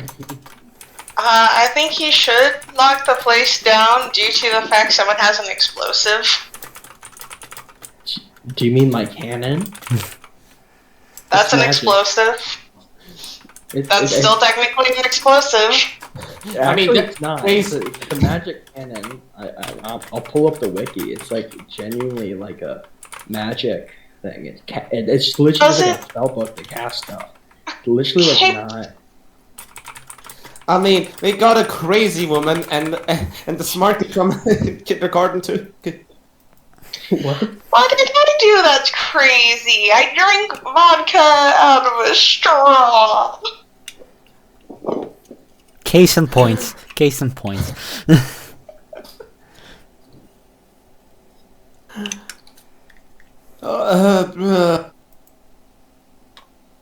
So, I'm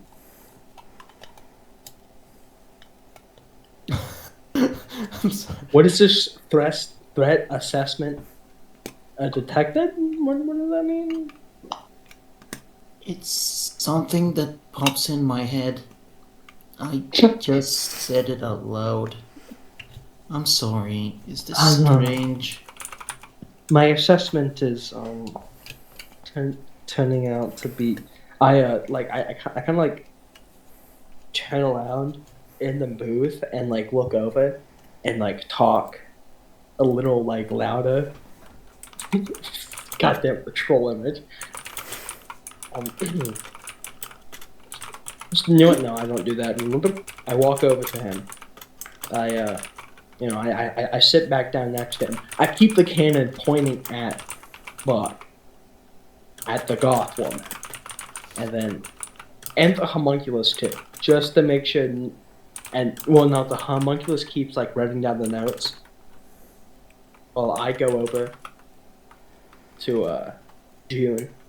You're like, so I don't know how I'm gonna say this to you. You're not alive. Who's not alive? Abyss.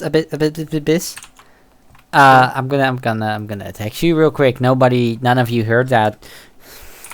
Nothing happened. Oh no!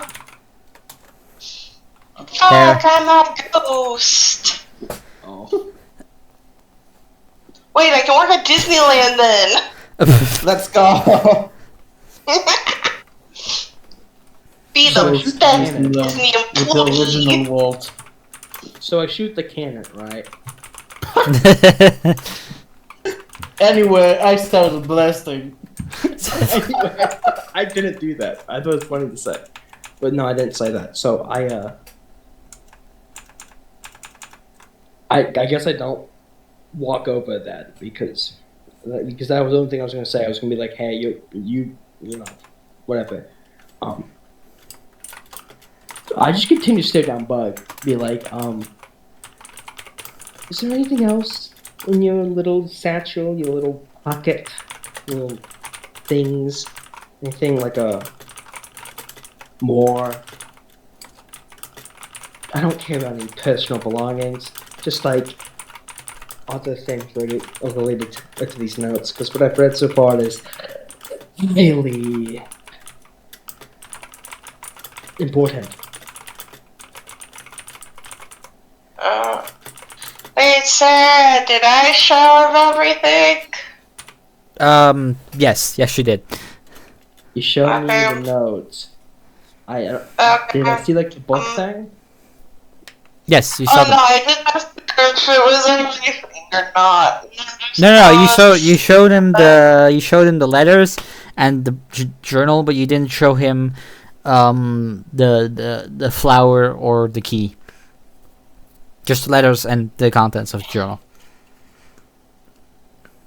Okay, I'm gonna say yes under the impression that that is all that, like, he was wanting to know. Yeah.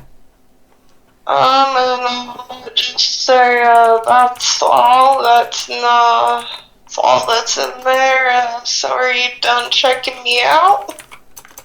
I look at Bug and like I start like to squint as though like I don't really believe it. Like it gets to the point like I'm about to say something, then like okay, I'll be on my way now.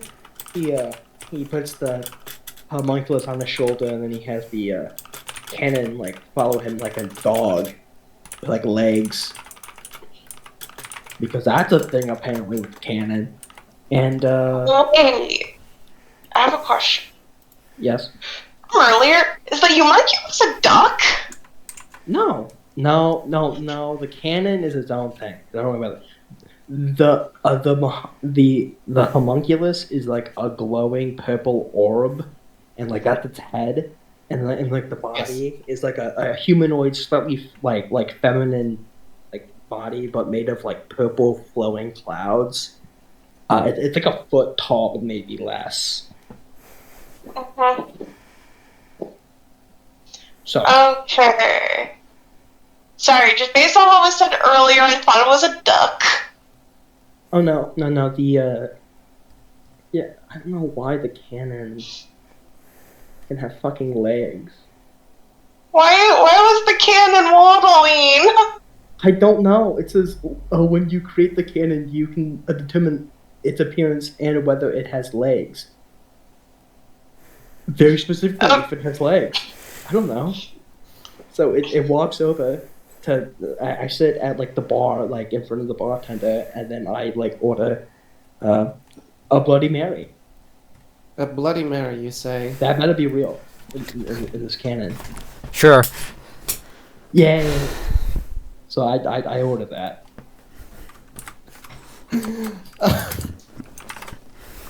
I go out back.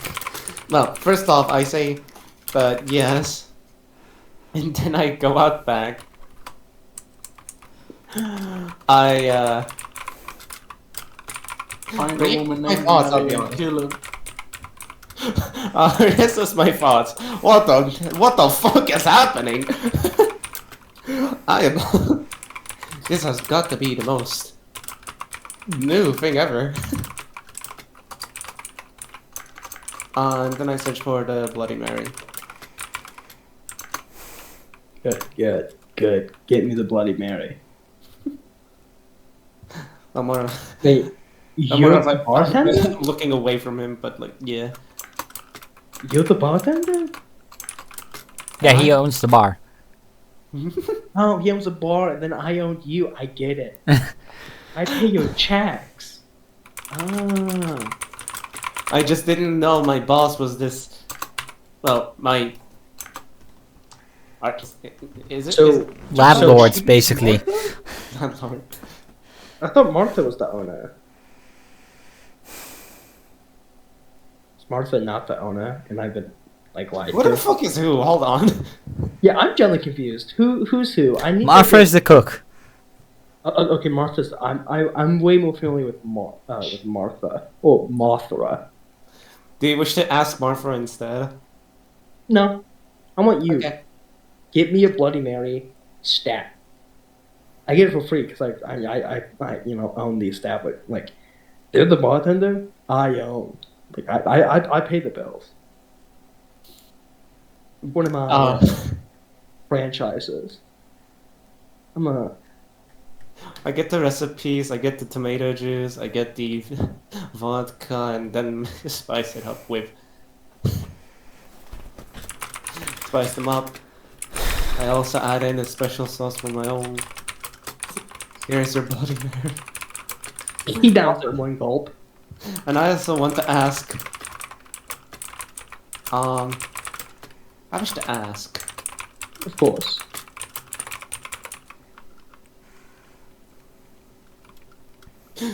I wish to ask. Complete silence.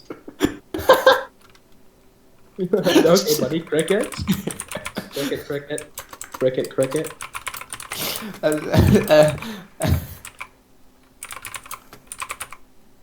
Where are you guys talking to me? Yes. Oh, sorry, Like, my bad. No, Go on. no. Sarah, I'm waiting on Shibi to ask me something, I think. I wish to ask, what's your deal with this woman anyway? Would she? I slightly overheard, but I didn't quite Well, kind of get it. Here, I'll tell you this. I owe her, and she owes me. She owes me her life, and I owe her however long hers is. She did something for me that I am forever indebted to her until her natural life is nothing but rot. And even then, I don't want to recreate me. But. And I did something for her. She's only alive because of me, and I'm where I am because of her. We owe each other, basically. So I set her up this cushy little cook job in one of my taverns, and she works for me. And tells me all the little secrets. That is all. If you want more, ask her, I guess. She's like right there. I don't know. Anyway, I have a question for you. Yes? When did you join this establishment? I leave the administrative work to Martha when it comes to this establishment, but she never mentioned hiring someone like you. You see,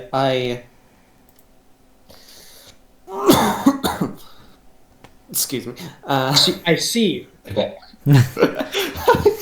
I see, dies. See, died. I just dropped dead. You just dropped. Family Guy death pose. Yes, Family Guy does pose. If someone asks me something, I just drop dead. Like, but I just want to think. See, it's like the grave. It's like.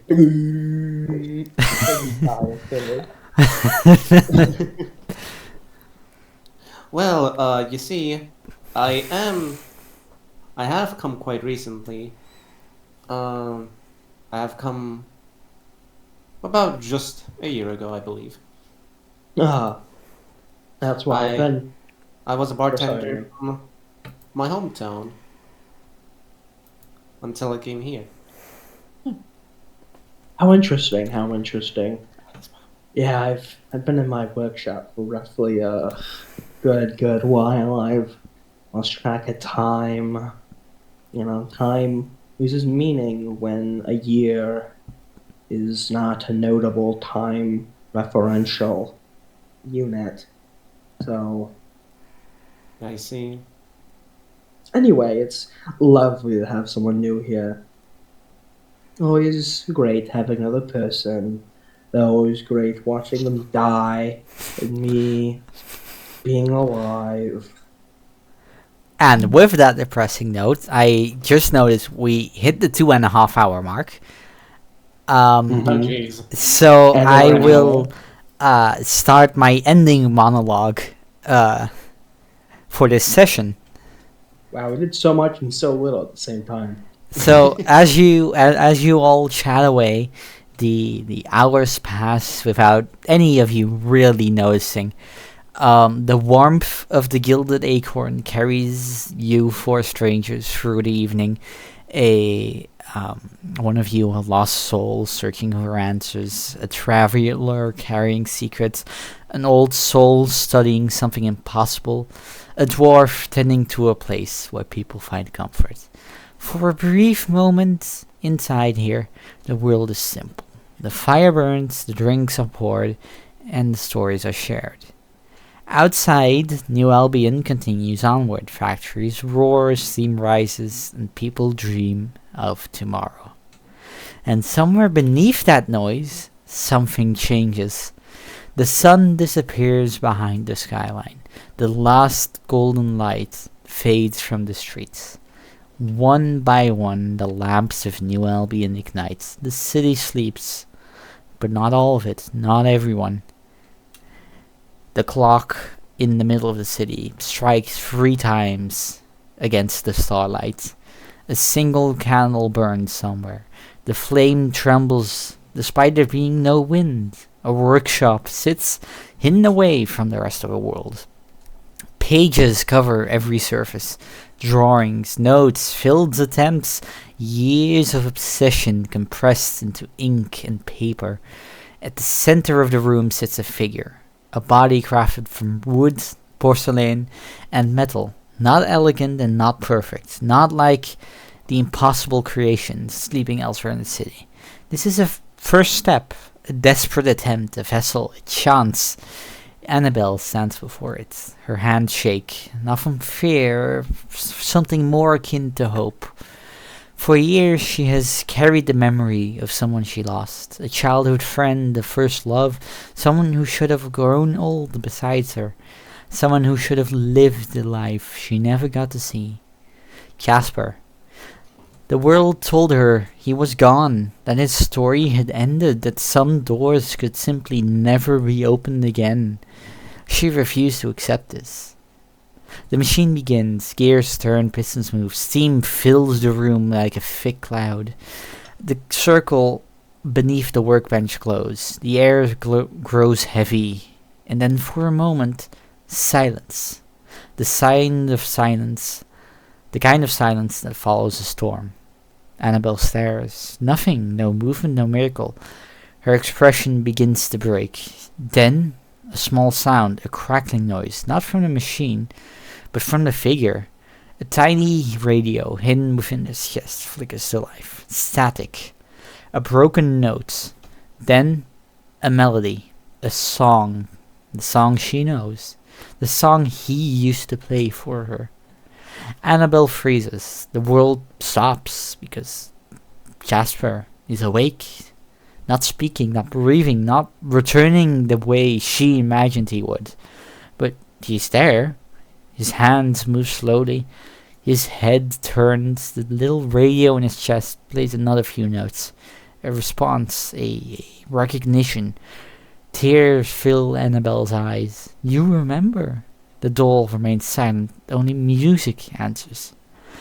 But something is wrong about this. Something she does not understand. Jasper remembers, sure, but not everything.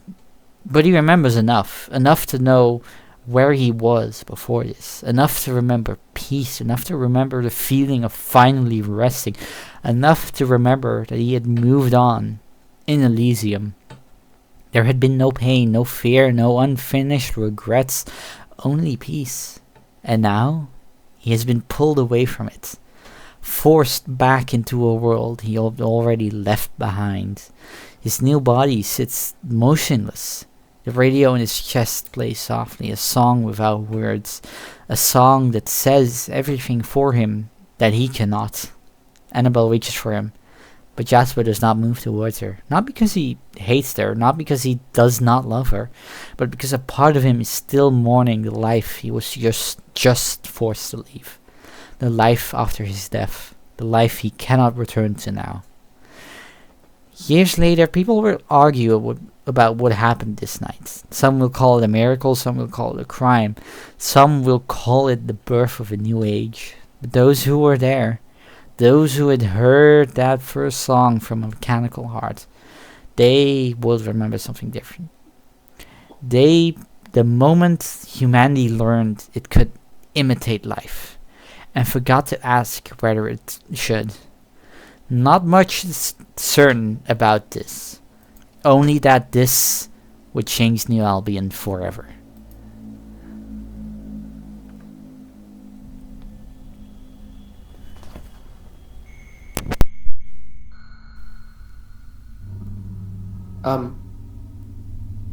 You don't know What? you're playing a song, none Are of you us supposed can to hear Music. it. Music. You're supposed to be. Yeah. My name is Cleveland Brown.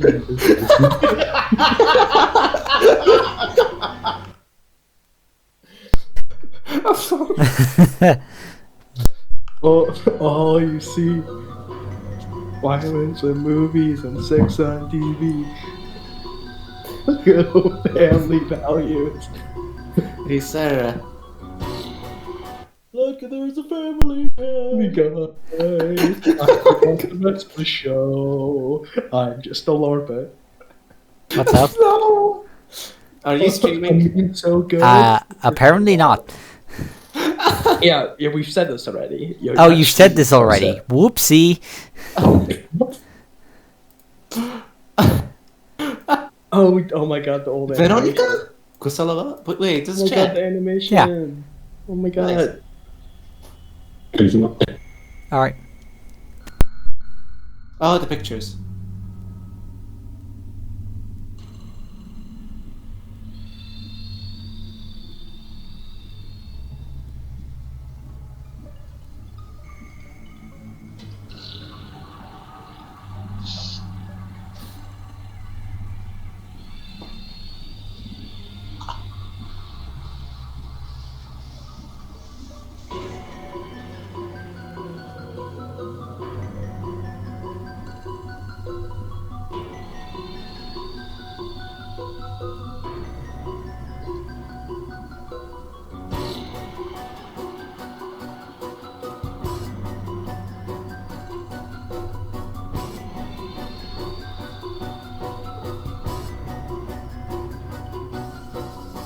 Resetting all the dials and the wires and the spires and the tests for the connections and injections still to run. Capacitors and meters and the alkali and beakers, the restating of equations for the phase about to come. Please come back to me, there's so much we could be. Please come back with voltage I invoke. Please come back from empty cracks and birds of black. Come to me, I'm summoning the ghost. My angel, my angel, be my angel, rescue me. Be my angel, my angel, be my angel, be with me. Please come back from boughs of black, from silent shores to me once more, through veils and gates and seas of slate, to blood-red moors where I await ashore.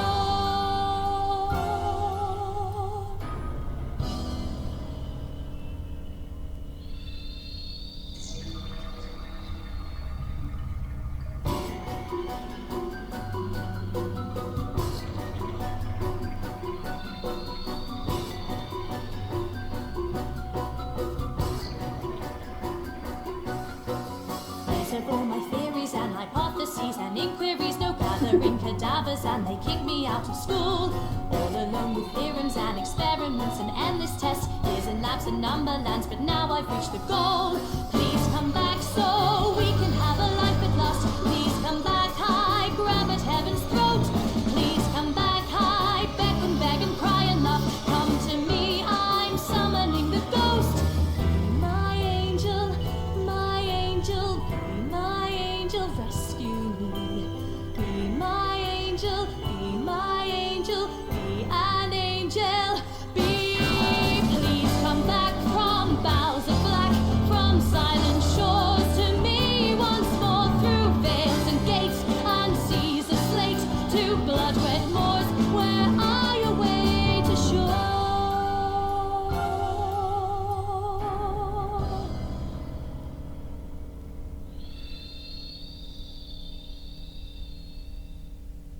Please come, speak to me.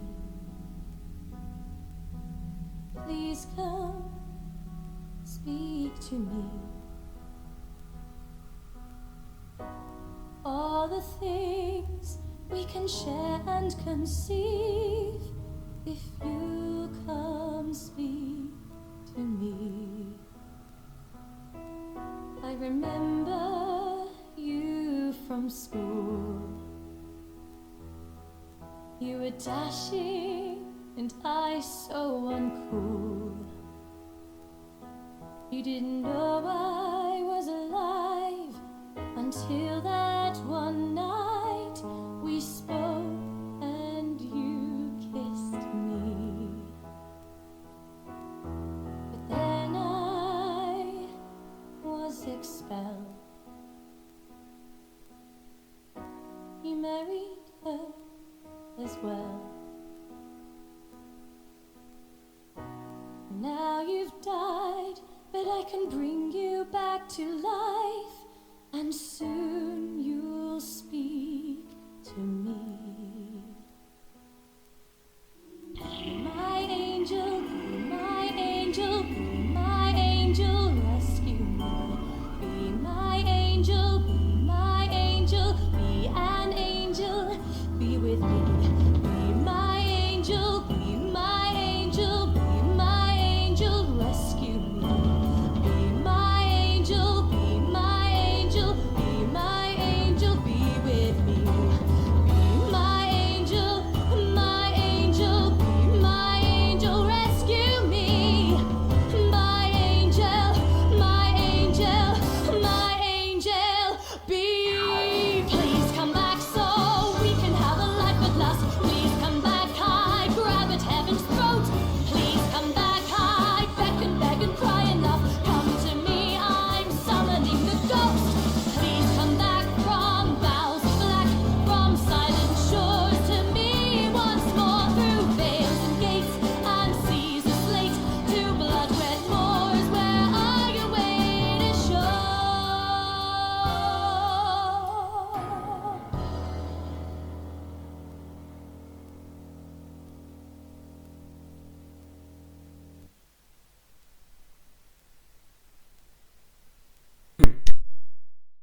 we end our second session of When the Trolls Dream of Freedom.